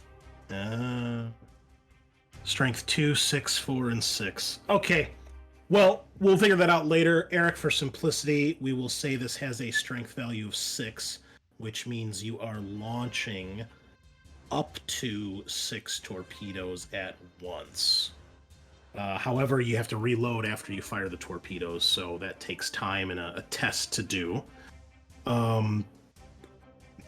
And how many can you fire? I think all of them. So you can fire up to 6 torpedoes at a time, Eric. How many do you want to fire? If I really need to ask that question, but... I've been firing them all. Okay, yeah, that's what I thought. Just thought I'd ask to give you the option. Okay, so you are going to make a ballistic skill test plus torpedo rating. Come on, game. Okay, hold on. Yeah. Torpedo rating. What? There's no torpedo rating here. What is this? Okay, boarding torpedoes are always considered to be guided torpedoes. So, a guided torpedo has a torpedo rating of plus 20, which would be plus 2 in our home rules here. So, ballistic skill test plus 2. Matt, can you write that down somewhere real quick, that they are guided torpedoes? Sure. And also make a note to pick a torpedo launcher. And it's base DN 5, Eric. Since torpedo range doesn't matter, there's no additional negatives here. Okay. Which, you're good. So you succeed, you have a shift. Each shift will allow another torpedo to hit. So right now, you only got 1 torpedo hitting. If you shift, you can get more to hit. I think is how this works. Oh yeah. Okay, so out of the 6, only 1 hit. Yes, but if you shift, 2 of them will hit. Okay, then I'll shift for 2. Okay. All right. 2 torpedoes hit. You will now roll damage. Each of them does 2d10 plus 11 damage. Okay. And bear with me, listeners and players. It's our first fight here. Oh, that's not it. I need starships. Okay.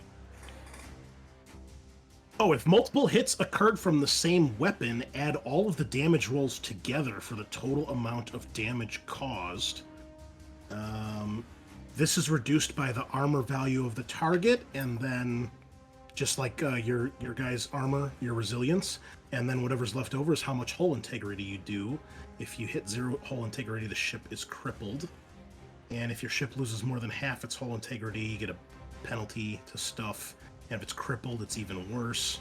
And there's also wasted critical hits, which don't matter here because you didn't score criticals. So, what did I say? 2d10 plus 11?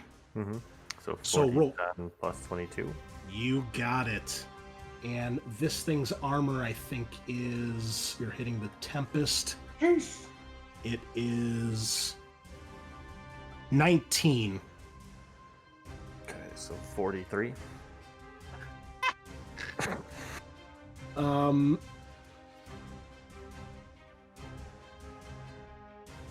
Someone do the math. I don't have my phone on me right now. It's charging. So 43 minus 19. How much is that?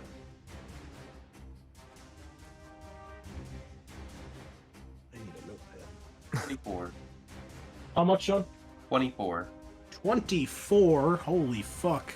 Well, that ship takes a massive hit, and it is definitely below half at this point after that.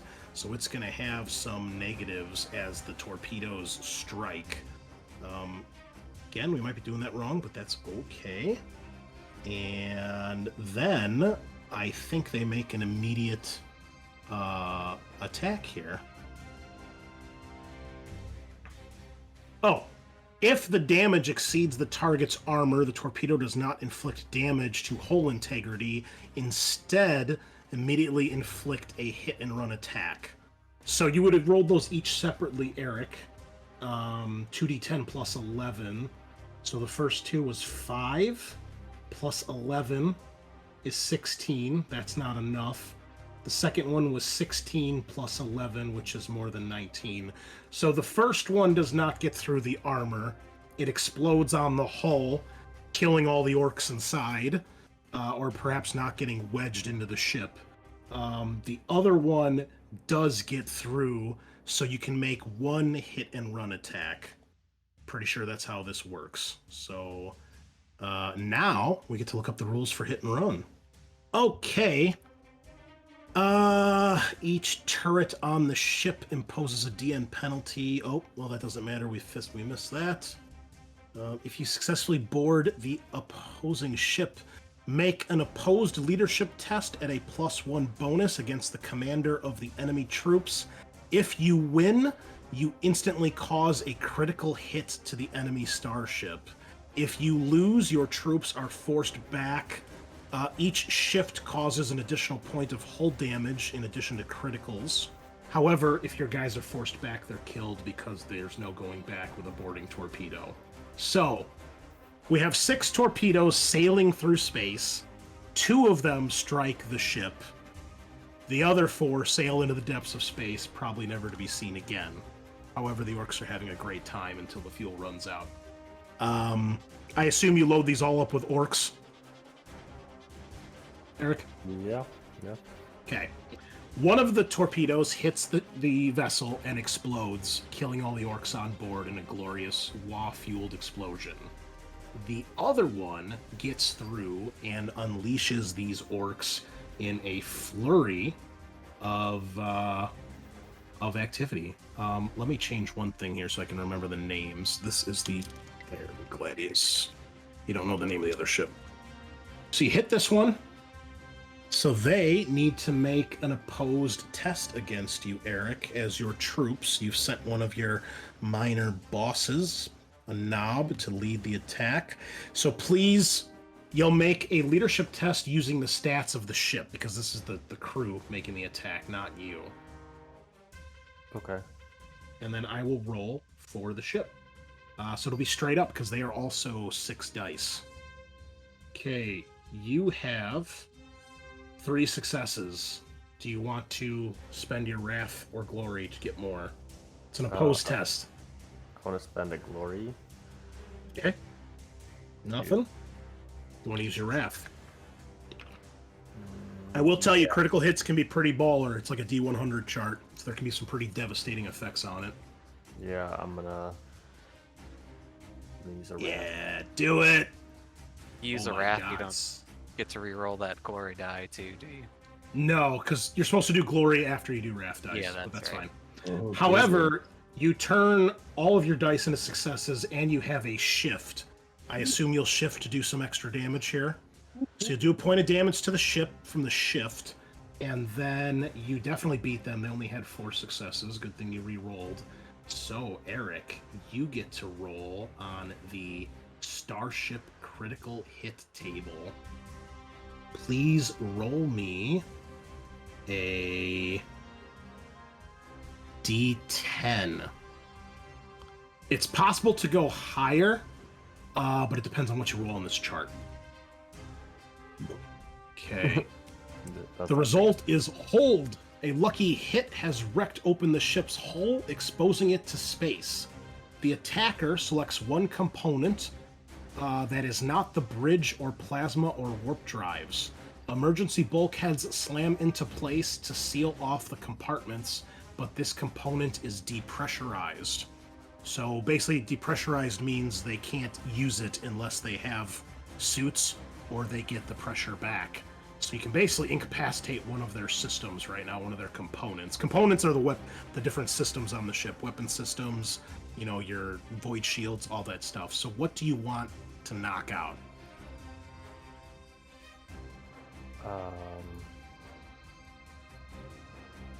Is there a list of the...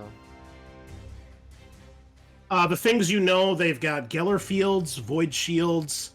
You can't pick either of the engine drives. Mm-hmm. I can't pick the bridge. You know they have 2 weapon systems. I think that's pretty much all they have.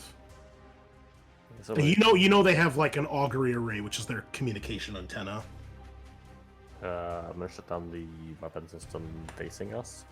Okay, well their weapon systems are both on the top of the ship, so you just pick, Okay. and they're both the same, so you knock one of them out. Okay. Okay, holy shit, what a turn. Does anybody else still need to go? I do. Alright. Sean, you moved. Headhacka did his machine spirit, so yeah, it's just Grave Grave Scorcher. Scorcher. What do you want to do? Can I follow suit with the target lock? Or Well, is that... you can, but Eric, did you target lock this turn? Or was that last Yes, I turn? did. It was this turn. Oh, then you would not have been able to fire the weapons, so, or the torpedoes. So, Kyle, why don't you just make an attack with one of the broadsides, unless you want to do something else. Yeah, what am I hitting? Or am I using the Vindication? Yeah, so you check your arc, so it has to be... This is the side arc, so you can only target the Iron Gladius, the other one's outside the arc. Okay. So you check your range. Your range is 4. Your max range is 6, so it's not within half range, there's no bonuses. So you just make a straight up ballistic skill test, and it is DN 5. And then you got 2 on your target lock, Eric, right? Yes. So add 2 bonus dice to your roll. Okay. So, but I'm using Vindication. I'm not using Grave Scorcher, right?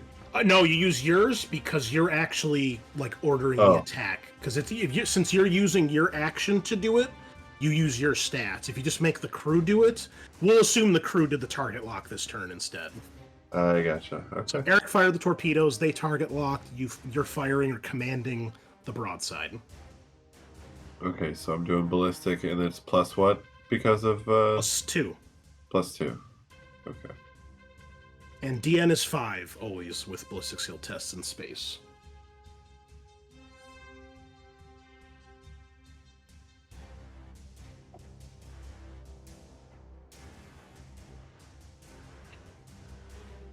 Ooh, a critical hit.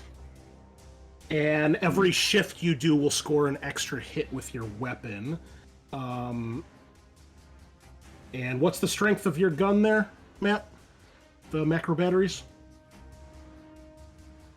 That was...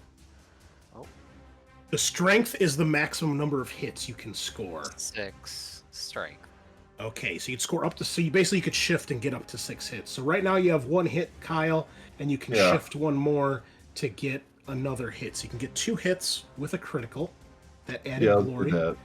All right, I'll so do now that. you roll the damage, and you roll it twice because you scored 2 hits. So you roll the damage and add it together. So whatever the damage of that weapon is. Oh shit, which weapon was it? The macro batteries. Okay. A damage rating is 12 from the sheet. Crit Okay. -2. So that's a total. Well, there's nothing to roll here. They're just straight damage. So it's basically 24 damage minus their armor of 18. So you do, what is that, 18? 6 points of damage, because their armor's 18, and you roll a critical, because you scored a critical hit. So roll me a d10, please. A 3 is sensors damage. The ship's auspex arrays have been knocked out, leaving the vessel blind. Until the damage is repaired, all shooting tests suffer a +3 DN penalty, and all sensory tests to detect anything beyond the ship's immediate engagement range automatically fail. Additionally, as the arrays are located outside the hull, any repairs must be attempted in the void. So basically, you knock out their sensory antennas with a great hit, and you do some hit to the hull as well. So well Uh-oh. done. Sick. Okay, not a bad first turn. A couple criticals, a little bit of damage. We'll start round 3 here in a second. Let me use the bathroom really quick. If you guys want to take a quick water break, I'll be right back. Sure. I remember how fucking complicated ship combat was in Rogue Trader. I remember doing this shit. Ships have way too much health and durability. Okay, so we are on to round 3, and this time the other ships actually get a chance to act. So the Iron Gladius is first. They have been struck in the back by your macro batteries. Their sensory array is knocked out. Let me mark that off with something here. We'll put that icon. Blinded seems good. And what was the other one? Had a weapon system knocked out. How about the fist? Sounds okay. So they take some damage. You've struck them from behind, and that ship is not happy. So they have a speed of 8. They're gonna move 4. Hold on. And they can turn 90 degrees because they are a smaller sized vessel. So they are gonna turn that way.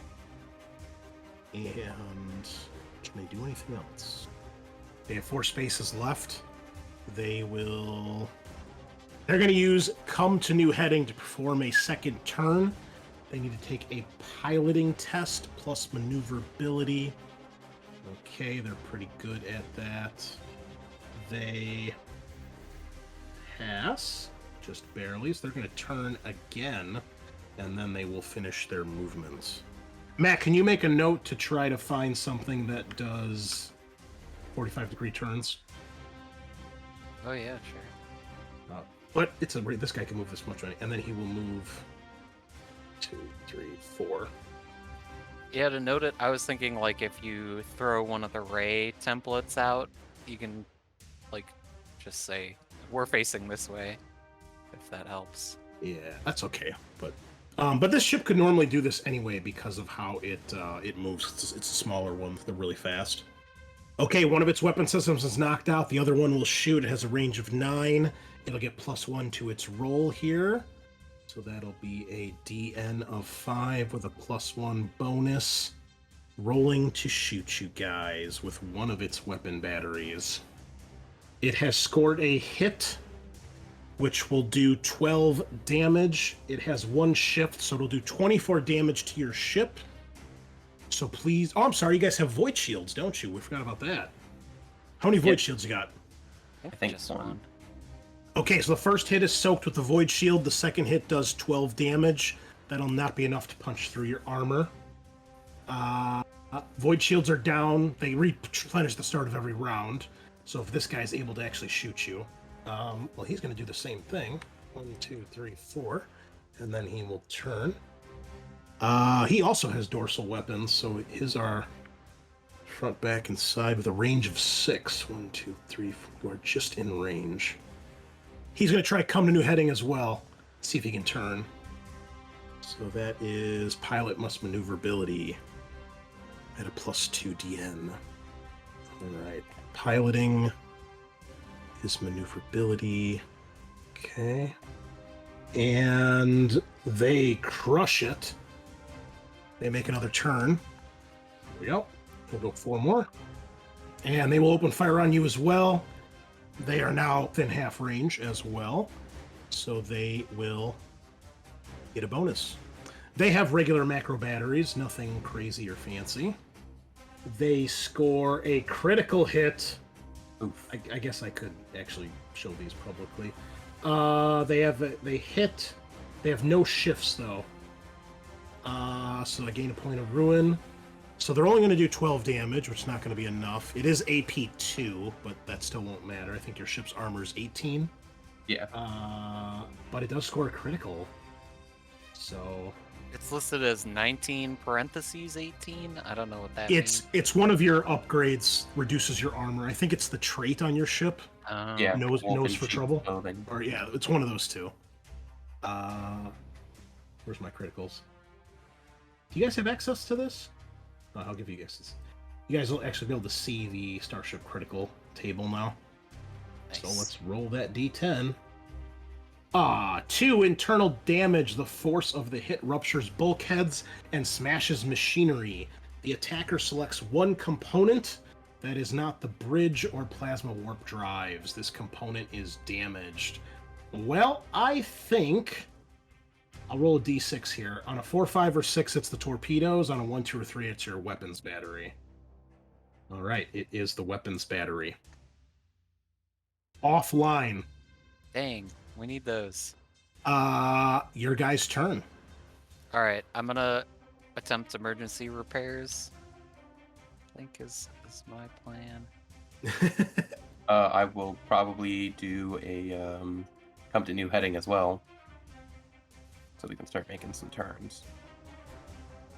All right, emergency repairs. You make a tech test at +1 DN, so it'll be DN 4. If passed, pick one component that is damaged, underpowered, or depressurized. After D3 turns, it is repaired. Shifts reduce the number of turns by 1. All right, that seems like the first thing you should probably do. So I'm gonna do put your backs into it to see if we can bolster that. Look at that. You guys are working together like a crew. A well-oiled machine.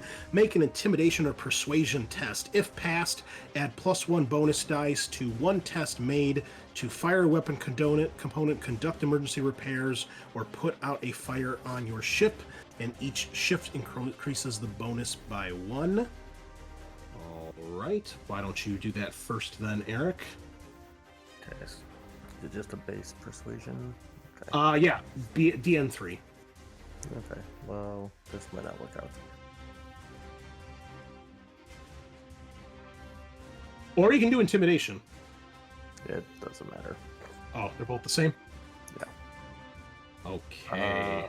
I'm gonna You got add, 2 successes? I'm gonna add 2 glory. You can only spend 1 glory Okay. on a roll. I'm gonna do 1 glory then. Go for it. Oh, no. Not enough. Good plan, though. Okay. Tech Wizard. If you roll well enough, you can just repair it without any help, so... Just get 3 shifts. You'll be fine. Well, wait. I'll try doing the put your back into it with intimidation. See Okay. if I can help before. Bossing and whipping everybody. Yeah. All right. Sorry. What was the DM? DN3. DM3. Okay. Ooh, a critical, another point of glory, and you've got... Okay. With a shift. So that'll give you 2 bonus dice to your tech test here for the repairs, Matt. That's intense. Cool. Alright. Uh-oh. Is it adding this? What's going on? Alright, here we go. Nope. The way that it adds things is very strange. Okay, here we go. Yeah. As DN4. Oh my goodness. DN... Yeah. You've got 4 successes. You have no shifts, though. Do you want to use a point of wrath? You got a lot of extra dice there you can roll. Yeah, I'm gonna do that. Alright, here we go. Now I got a couple shifts. Okay, well, 2 shifts. It's D3 turns. And go ahead and roll D3. You reduce it by 2 because you got 2 shifts. So if you roll a 1 or a 2, it's repaired immediately. You can just do a D6. Yeah, there we go. Okay. It is 3 turns, so it'll be repaired in next turn, basically. Because you shifted 2 of them. So in Sounds 1 good. turn. Okay, the crews are hard at work. Sean, you can finish us up here. Super cool. I'm gonna try the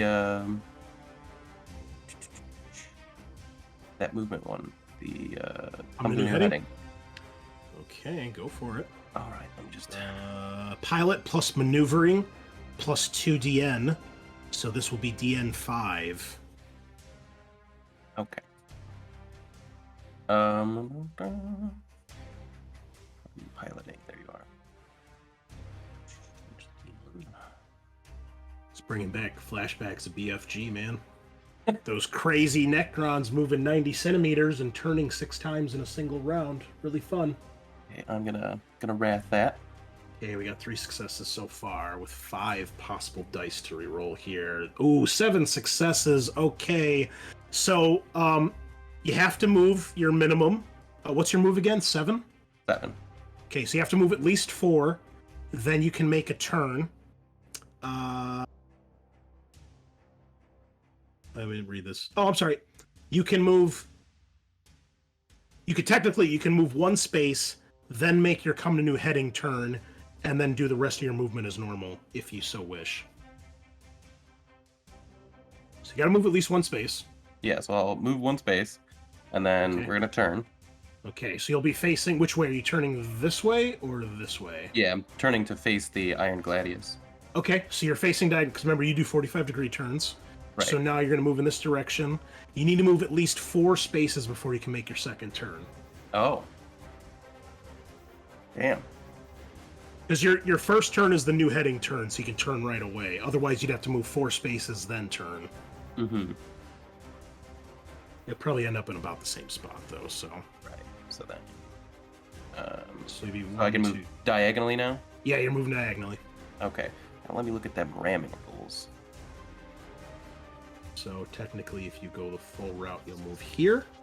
You can ram. You will be ramming head-on, which is better for them, because that's where they have the most armor. But, you know...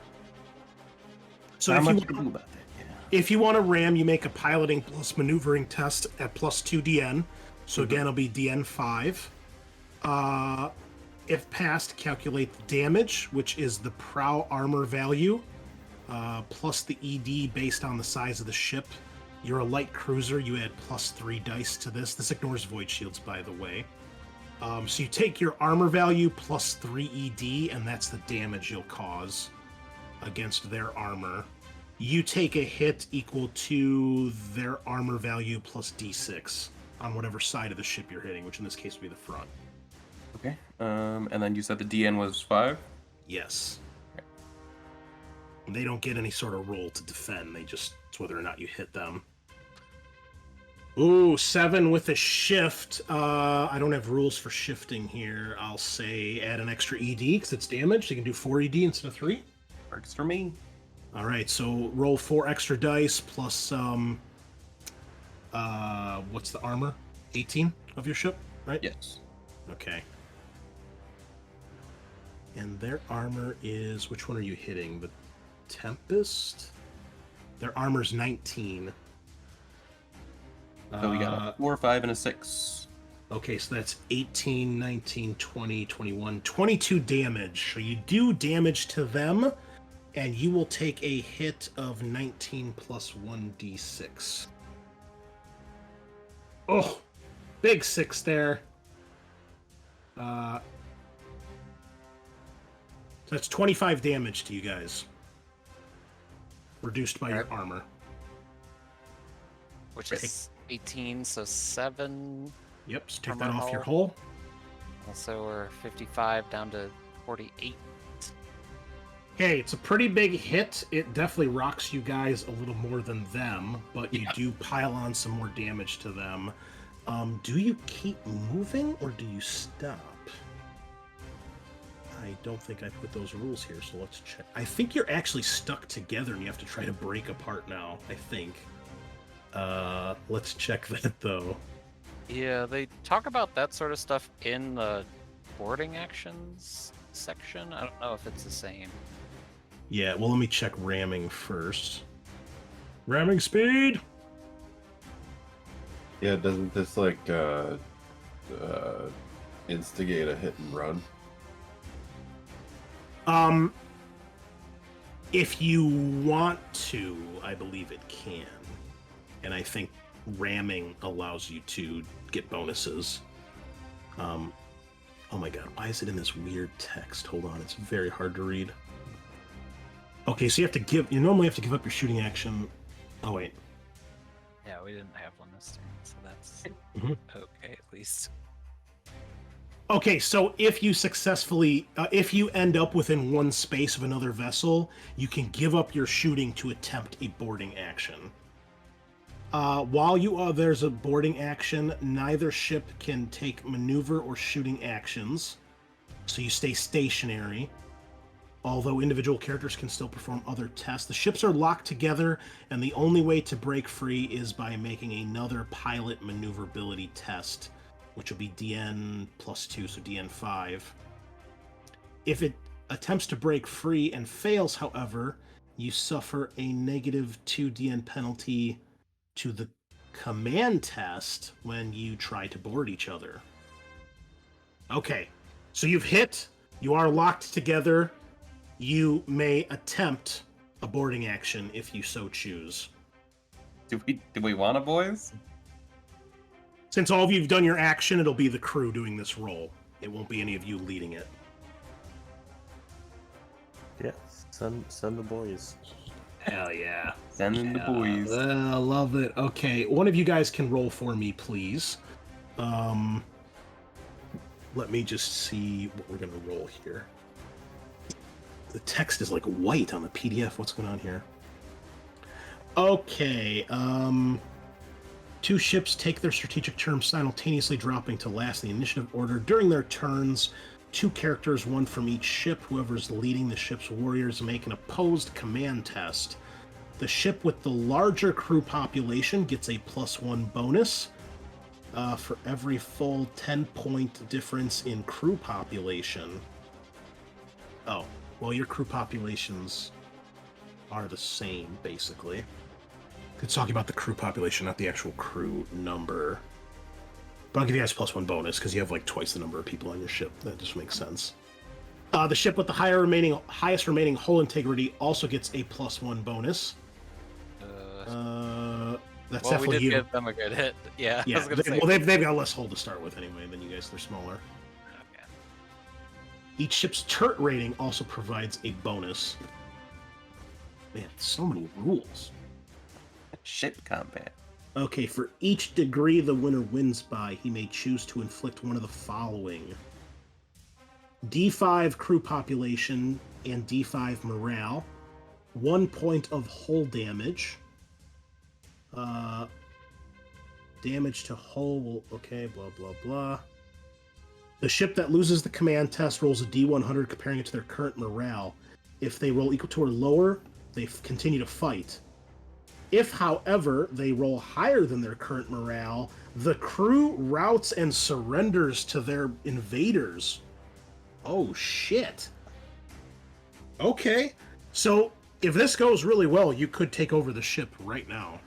Nice. Okay, so let's back this up. I guess I'm gonna need to fucking write these rules in. I thought I had enough for the first combat, but clearly not. Did I put this in our actual rules? Yeah, I everything did. you just said is right there. I think. My god, I'm so dumb. I'm squinting here like an asshole looking at this fucking white screen. Okay. That's good to Okay. have it from the source. Yeah. Right. Okay. Wait. Okay, I see a ship spelled with 2 P's. My OCD can't handle that. Okay, character from each ship makes an opposed leadership test. Well, you guys have already acted this round, so it'll just be base leadership of your ship versus theirs. You guys get a +1 bonus because you have a larger crew. You get another +1 bonus because you have a higher hull integrity. These bonuses are increased by +1 for every full 10-point difference. Oh, okay. You might actually get more because they are smaller ships. They don't have as much hull. Let me check that. Their hulls right now are both in the 20s. What is your hull currently at? I have the -7 for the ram, puts us at 48. From the volley that knocked out the cannons, did it just get the crit to do that, or Yeah, that got through our the shield? The hit didn't do enough damage to actually damage the ship. Okay, so then it's 48. Okay, so you get +2 bonus because of hull integrity, another +1 because of your crew, and then add your turret bonus. Our turret bonus. Which is 1. Turret rating. So that's another Oh. +1. So that's +4 dice to this roll. Okay. They get just their turret, which is 1. Ew. Okay. So we make opposed leadership tests. This is for all the marbles, as they say. Let me find my fucking character sheet. I'm so sorry it's taking so long. Leadership +1. It is opposed, so don't worry about DN here. It is a public. Oh. They have 3 successes. You have 7 with a shift. Okay. The winning side can choose to do D6 damage to crew and morale or hull integrity. Each shift increases by D6. So you guys can do 2D6 to either crew and morale or the hull. Then they'll make their D100 roll against their morale to see if they surrender. What would you like to do? I think do it to the crew morale. I think that's the best option. Okay, roll me 2D6, please. There, I got it. Okay, 7. Not bad. Where's their crew? That's going to bring their crew down to 80. They didn't have full crew at the start of this, so they're down to 80. Their morale is down... I'm sorry. Crew is down to 82. The morale is down to 80. Okay. D100 roll. I'm rooting for you guys. Here we go, boys. A 40. They hold the line, but you guys are definitely winning the fight. Holy shit, what a round. Okay. Next round. Chris, Yes. can we seize the initiative with glory? Is that a thing we can do? Yes, you can. How about we do that, boys? Probably a really good time to do it right now when you've got 65,000 crew on the line. Agreed. And Yeah. an artifact of the Imperial Dark Age of technology. Yeah, you guys want to do that and go at initiative higher than 9? Yes. Yep. Yeah. Okay. You're still stuck. Do you want to do another boarding action or try to break free? Well, our guns work now, right? They will be repaired at the end of this turn. Oh, rip. Oh no, I'm Can't sorry. also- It was one turn. So Yeah. last turn they were repaired. They are ready now. Okay. But we can't board and also fire. Right. So if I just pilot us break free, then we can fire, right? Yes, basically, if you do the thing to break free, you're just assumed to not be engaged anymore. But no one actually, you wouldn't move this turn because movement happens at the start of your turn. So your movement action is trying to dislodge if you attempt to do that. Okay.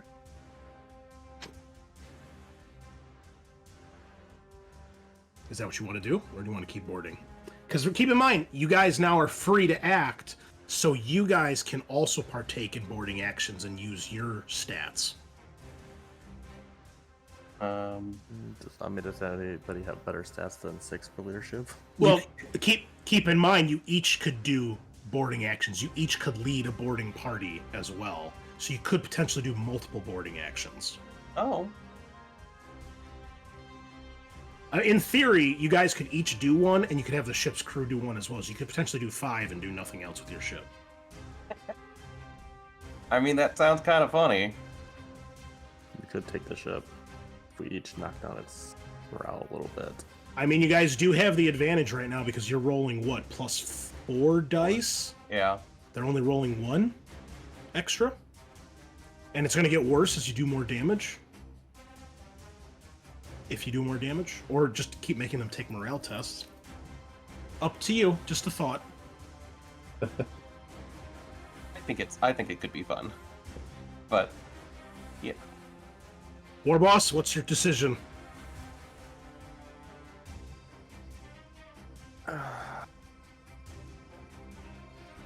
Let's board. All Let's right. take the ship. Are we unleashing the Wah here? I Hell think yeah. that's great. Oh Okay. yeah. Good choice. All right. Okay, who wants to go first? I'll give you guys an additional +1 bonus because your orcs are so pent up and ready to, because you failed to quell them, so they're still pretty amped up on this. So you guys will get a +5 bonus to each of your leadership tests. We got to do them one at a time.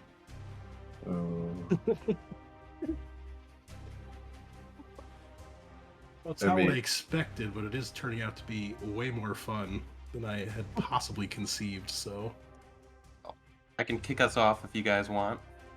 Sure. Okay. all right, Peppa leading the charge. Me and Mr. Pibb are gonna go after them. All right. Okay. So here we go.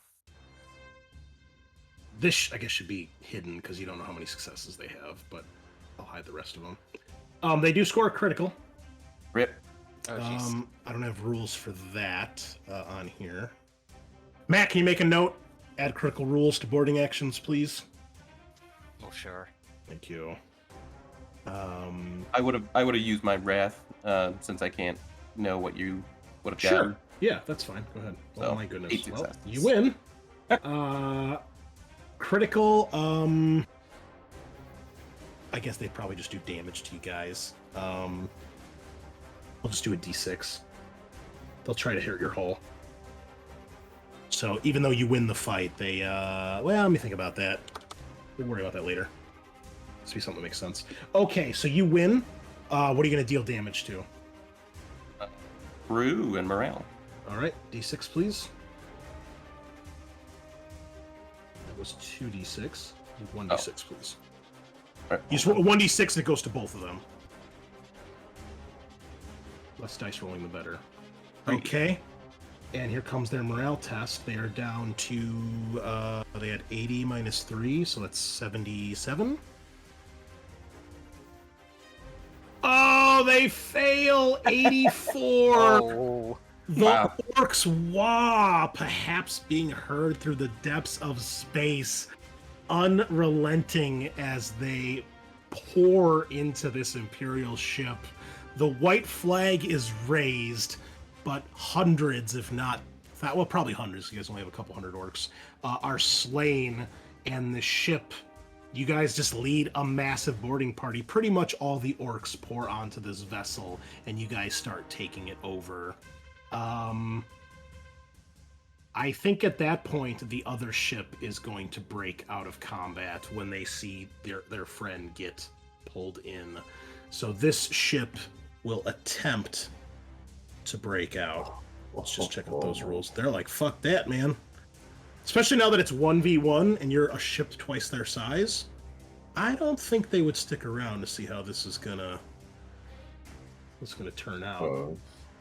Yeah, they got the speed, so they're gonna GTFO. Where's disengage? Pilot plus maneuverability test opposed by the enemy's awareness and detection. They would get bonuses and you would have negatives, though. Let's just say they break free. There's no need to roll for this. All right. Yes, the Iron Gladius retreats as you take over its sister ship, the Purging Fury. And Eric, please give me a leadership test. Well, let me ask you this. Do you let the orcs run amok, or do you attempt to get them under control once they surrender? No, I try and get the orcs under control. All right, I will need a opposed leadership test then, please. If you pass, if you win, then you get the tribe under control, and they do minimal damage to the ship before you take it over. Basically, enough of the people survive that you'll have crew to force or capture or do with what you will. If they win, if the boys win, they run amok and do way more damage than you want, perhaps damaging the vessel or the crew to the point where it might not be as great as you'd hope. Yeah, I need to wait up to leadership as boss. Okay, well, luckily, they're only rolling one dice, apparently. So, they have 0 successes. Congratulations, you get the boys under control. Perhaps after venting all their unbridled ferocity, they're easy to get under control now that they've sated their bloodlust. And they are just excited and happy and just really pumped that your first combat, you just went straight to the gut and you pulled it off, and you have successfully captured and started your own little fleet. So proud of you guys. All right, let's get this guy out of here. And let's take the music down a notch here. All right. Well, congratulations, fellas. You have a frigate under your control. I'll give you all a second to think about what you've done and celebrate. Yeah, boys. Yippee-ki-yay, other buckets. Man. Got the beginnings of a fleet here. Yeah, dude. Getting armada. I say we lash them together to make an even bigger ship.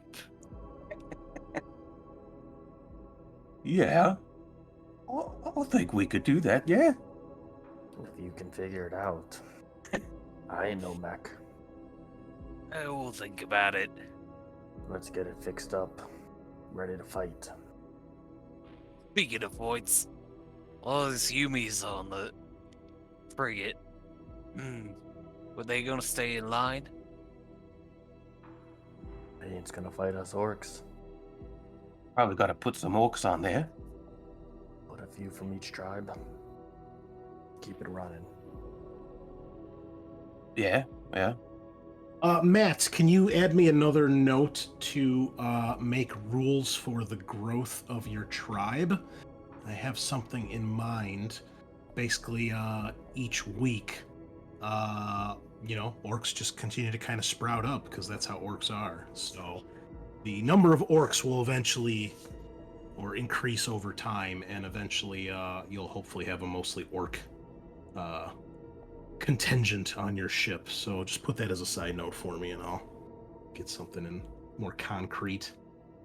So yeah, that's a good point. You probably want to put someone in charge of this ship.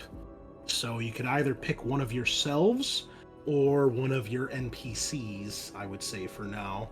And if this trend continues of getting more ships, you can eventually, each be on a ship, or we can come up with more NPCs to kind of be the leaders.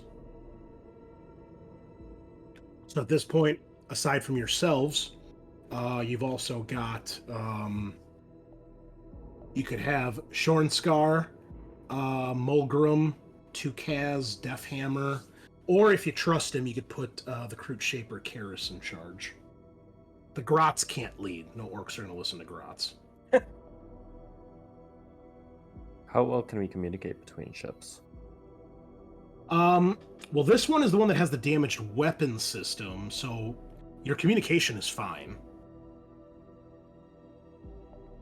You'll be able to figure out, their frequencies really easy and how to speak with each other.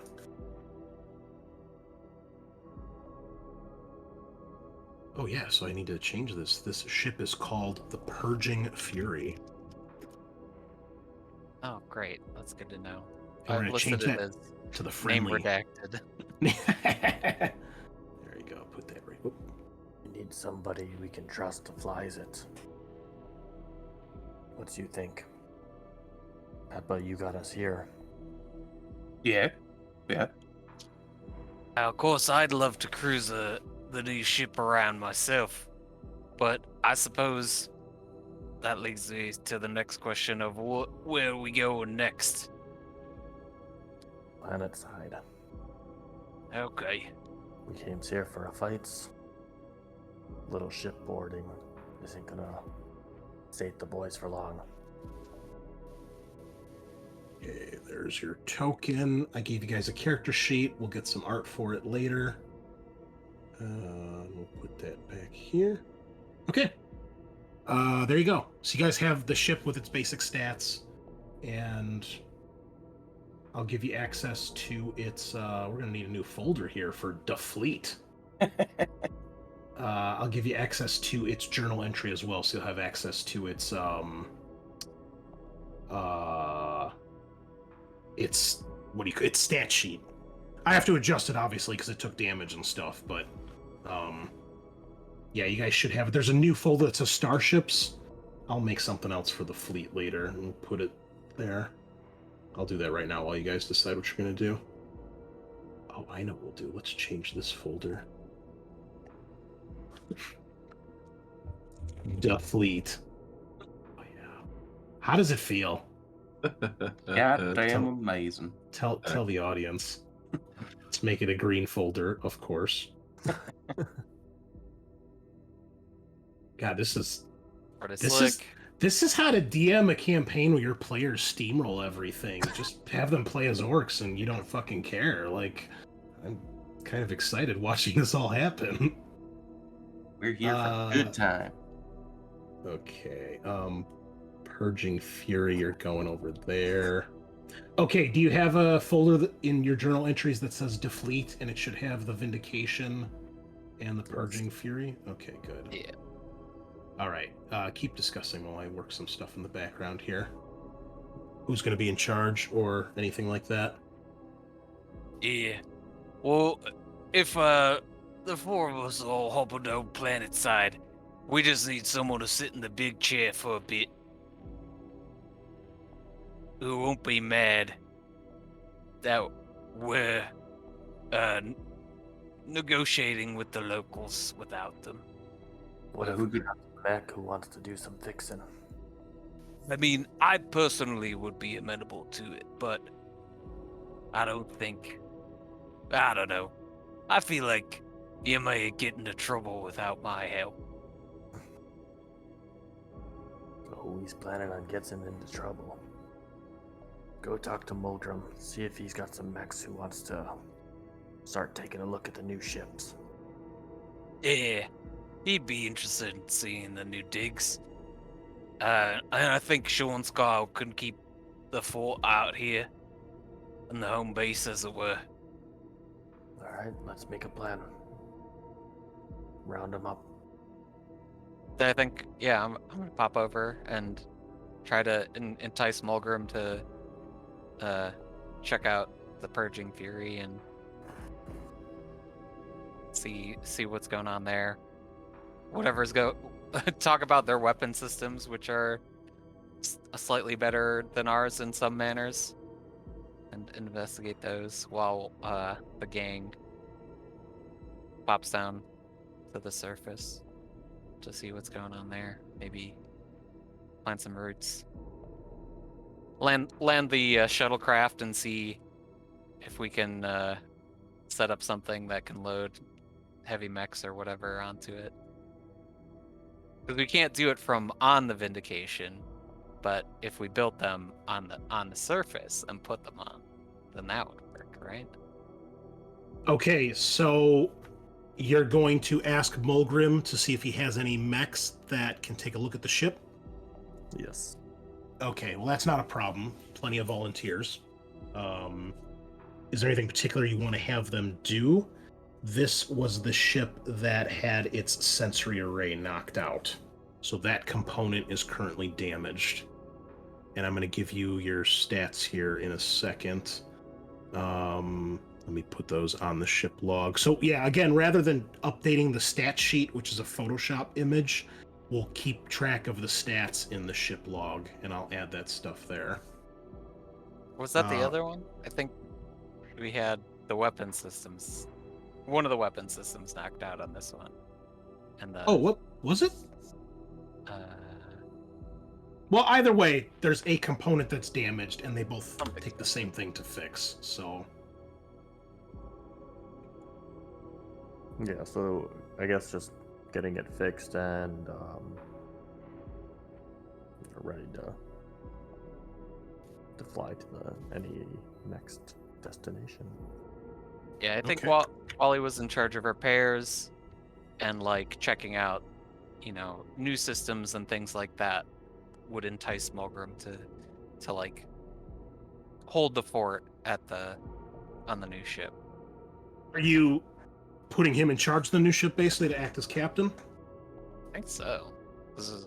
We could plop him there and keep Shorn Scar on the Vindication. And Basically, what it's going to come down to is if one of you are the captain of the ship, then during any combats, your character will control that ship. And then you can have your crew do stuff on there as well. If you have an NPC do it, then, obviously you can try to issue them orders from your ship, but if your Vox gets knocked out or theirs does or whatever, they might just do their own thing. So, if he does an action, he'll use his stats, and then he'll have the crew to do their own stats as an action as well, or they'll use their own stats. But if one of you guys are there, then you act as the captain, so you'll actually control it during a fight. Okay. Gotcha.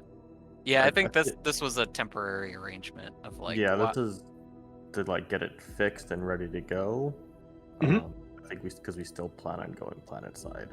Oh, sure. Yeah, I'm talking in you Mhm. can obviously put somebody in charge while you're gone, but doing stuff planet side, it's not a problem. What was emergency repairs, Matt? What do I make? Was it tech? Yeah, Or it's, something? Tech.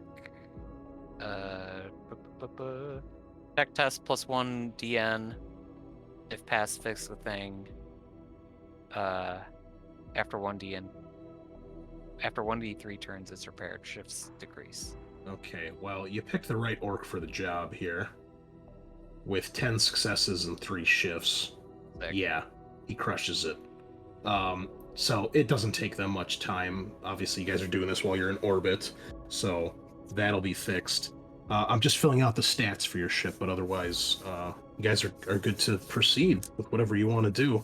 So they'll get to work getting that under control. You've got the crew under your control. We'll assume that for now, the crew will listen to your orders. We'll see if anything comes of that or if they get uppity. But other than the actual damage to the ship and the crew and the morale, it's operational and it's functional. Right. I think then we would start scanning the surface the best we could to like find a good place to go down in large numbers with our new dropship.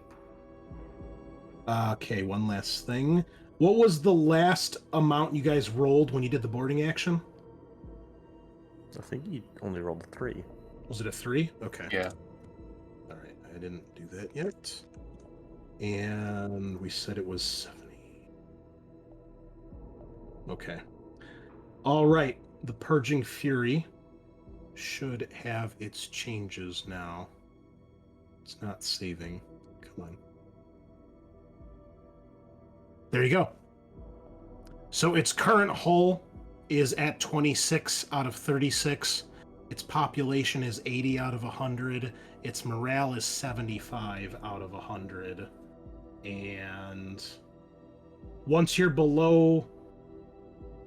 at 80 or less morale, that's where you have negative. So they currently are suffering -5 to all command tests involving the ship and its crew. And its population. Do you guys have the crew and morale in the space rules entry of the journals? Yeah. All right, so you can see there everything from the crew ratings to population and morale. Okay. So I'll add that here. Because there's less crew, ship increases all travel times by 1d5 days. So it's at the point now where this ship has lost so much crew that it's having an ill effect. So I'll add that here while we're doing this.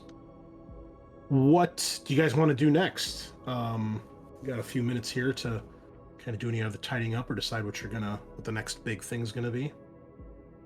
I guess I want to see if there's any like sort of shuttles or weaponry or easily movable sort of supplies from the Purging Fury that we could scoop and like consolidate in our quarter on the Vindication. So because this ship is a smaller scale than yours, a smaller class, it doesn't actually have the room to put weapons on the sides. It can only mount dorsal mounted weaponry, and it can only have 2 of them, which are currently filled up by by what it currently has. So there's really no way around that. That's just basic rules of the game. See, if you look at the stat sheet, it'll tell you the weapon capacity for each slot on the ship. I'll fill out the rest of this with like the actual components it has and like how much space and power is currently available. It's got 1 turret, 1 shield, so it's about as durable as your current ship, except your ship has about twice as many hit points. Okay. Yeah, it'll have just basic stuff and everything else, but there's other components that a ship would have. So, that's what you've got. And the weapons don't take up a lot of space or power, as you can see. They're only 2 space and 4 power each, but this ship isn't huge. So, as far as shuttles, it would have just a couple basic shuttles like your ship does. Probably about half as many because it's about half the size. So we said your ship has around 8 shuttles, give or take. So their ship probably has about 3 or 4. We'll say 3. There's like 1 shuttle for like the commander, the VIP shuttle, and then there's like 2 basic transport shuttles. Cool. All right. Matt, add me a note to finish the stat sheet for the Purging Fury, please. The War Boss, anything else you want to begin before we end our session tonight? Uh, I think you said something about scanning. yeah. Planet? Kind of finding a good location to drop. So kind of scanning to see like where the population centers are and like where we would want to make landfall. All right. We'll go ahead and roll an augury scan, please. Is that from the? That is investigation plus the detection value of your ship. What was the detection value? Is that 6? It's back down to 2 now. Back down to 2. Okay. Oof. Okay. Most ships only have 1 to 3 in maneuverability and detection, so 2 is pretty good. You have failed. You need at least 3 successes. Can I use a glory? Yeah, go ahead. There it is. Okay. Okay, so you scan. Basic scans, which is what you get here because you don't have any shifts, indicates pretty much what you already know. There is no human life outside of the canyons.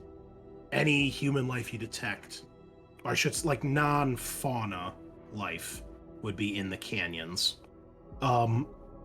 Canyons might be tricky to land in. Well, they're huge. I mean, think like Grand Canyon, but like 10 times bigger because, you know, it's world spanning.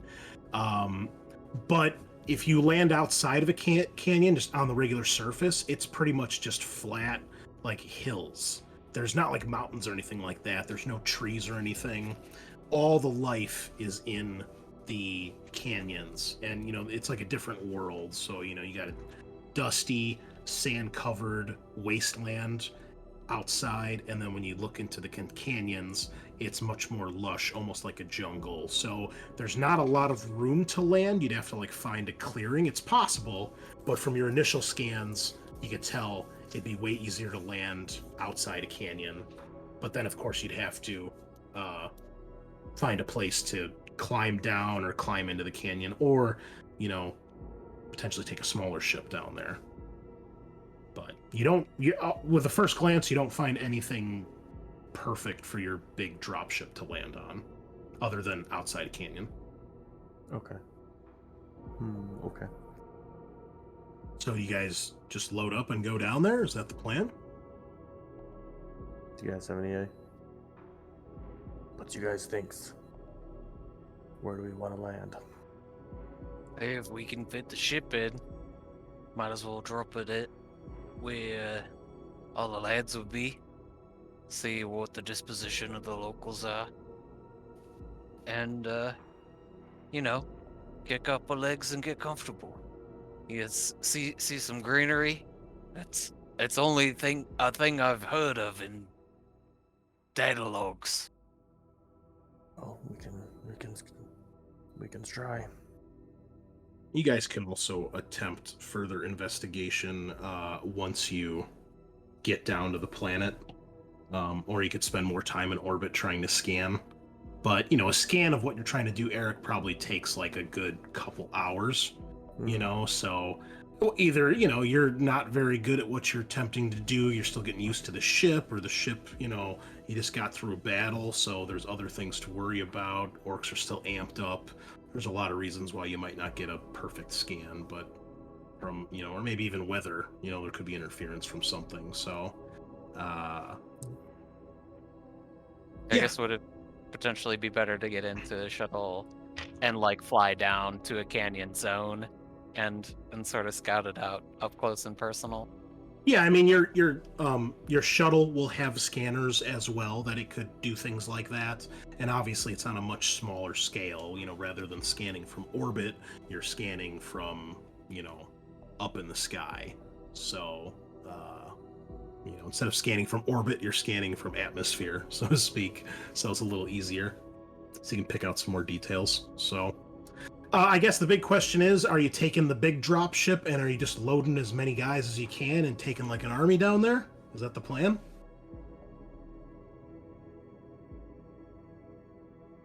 I guess that sounds pretty good, but how many people, I guess, do we need to... What if we take a couple of the smaller ships first? So it's like a recon. Yeah, you can do that. It's not a problem. Then we can maybe clear out a space to land the big one. That's a little safer.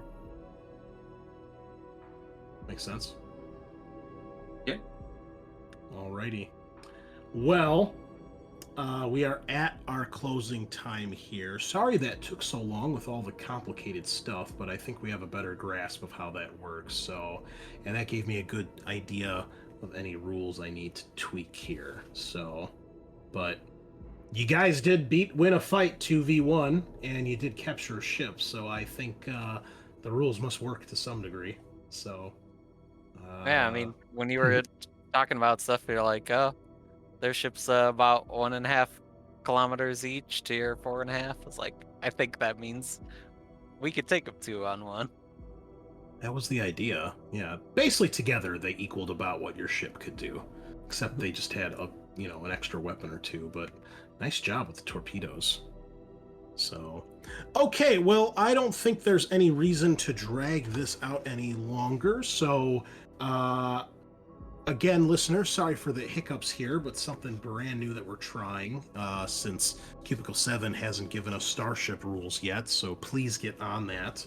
But otherwise, I think it went well. It's still hilarious, and we'll see what kind of shenanigans boyz get up to next week when they actually explore the planet. So thank you all so much for joining us, and we will see you all on the flip side.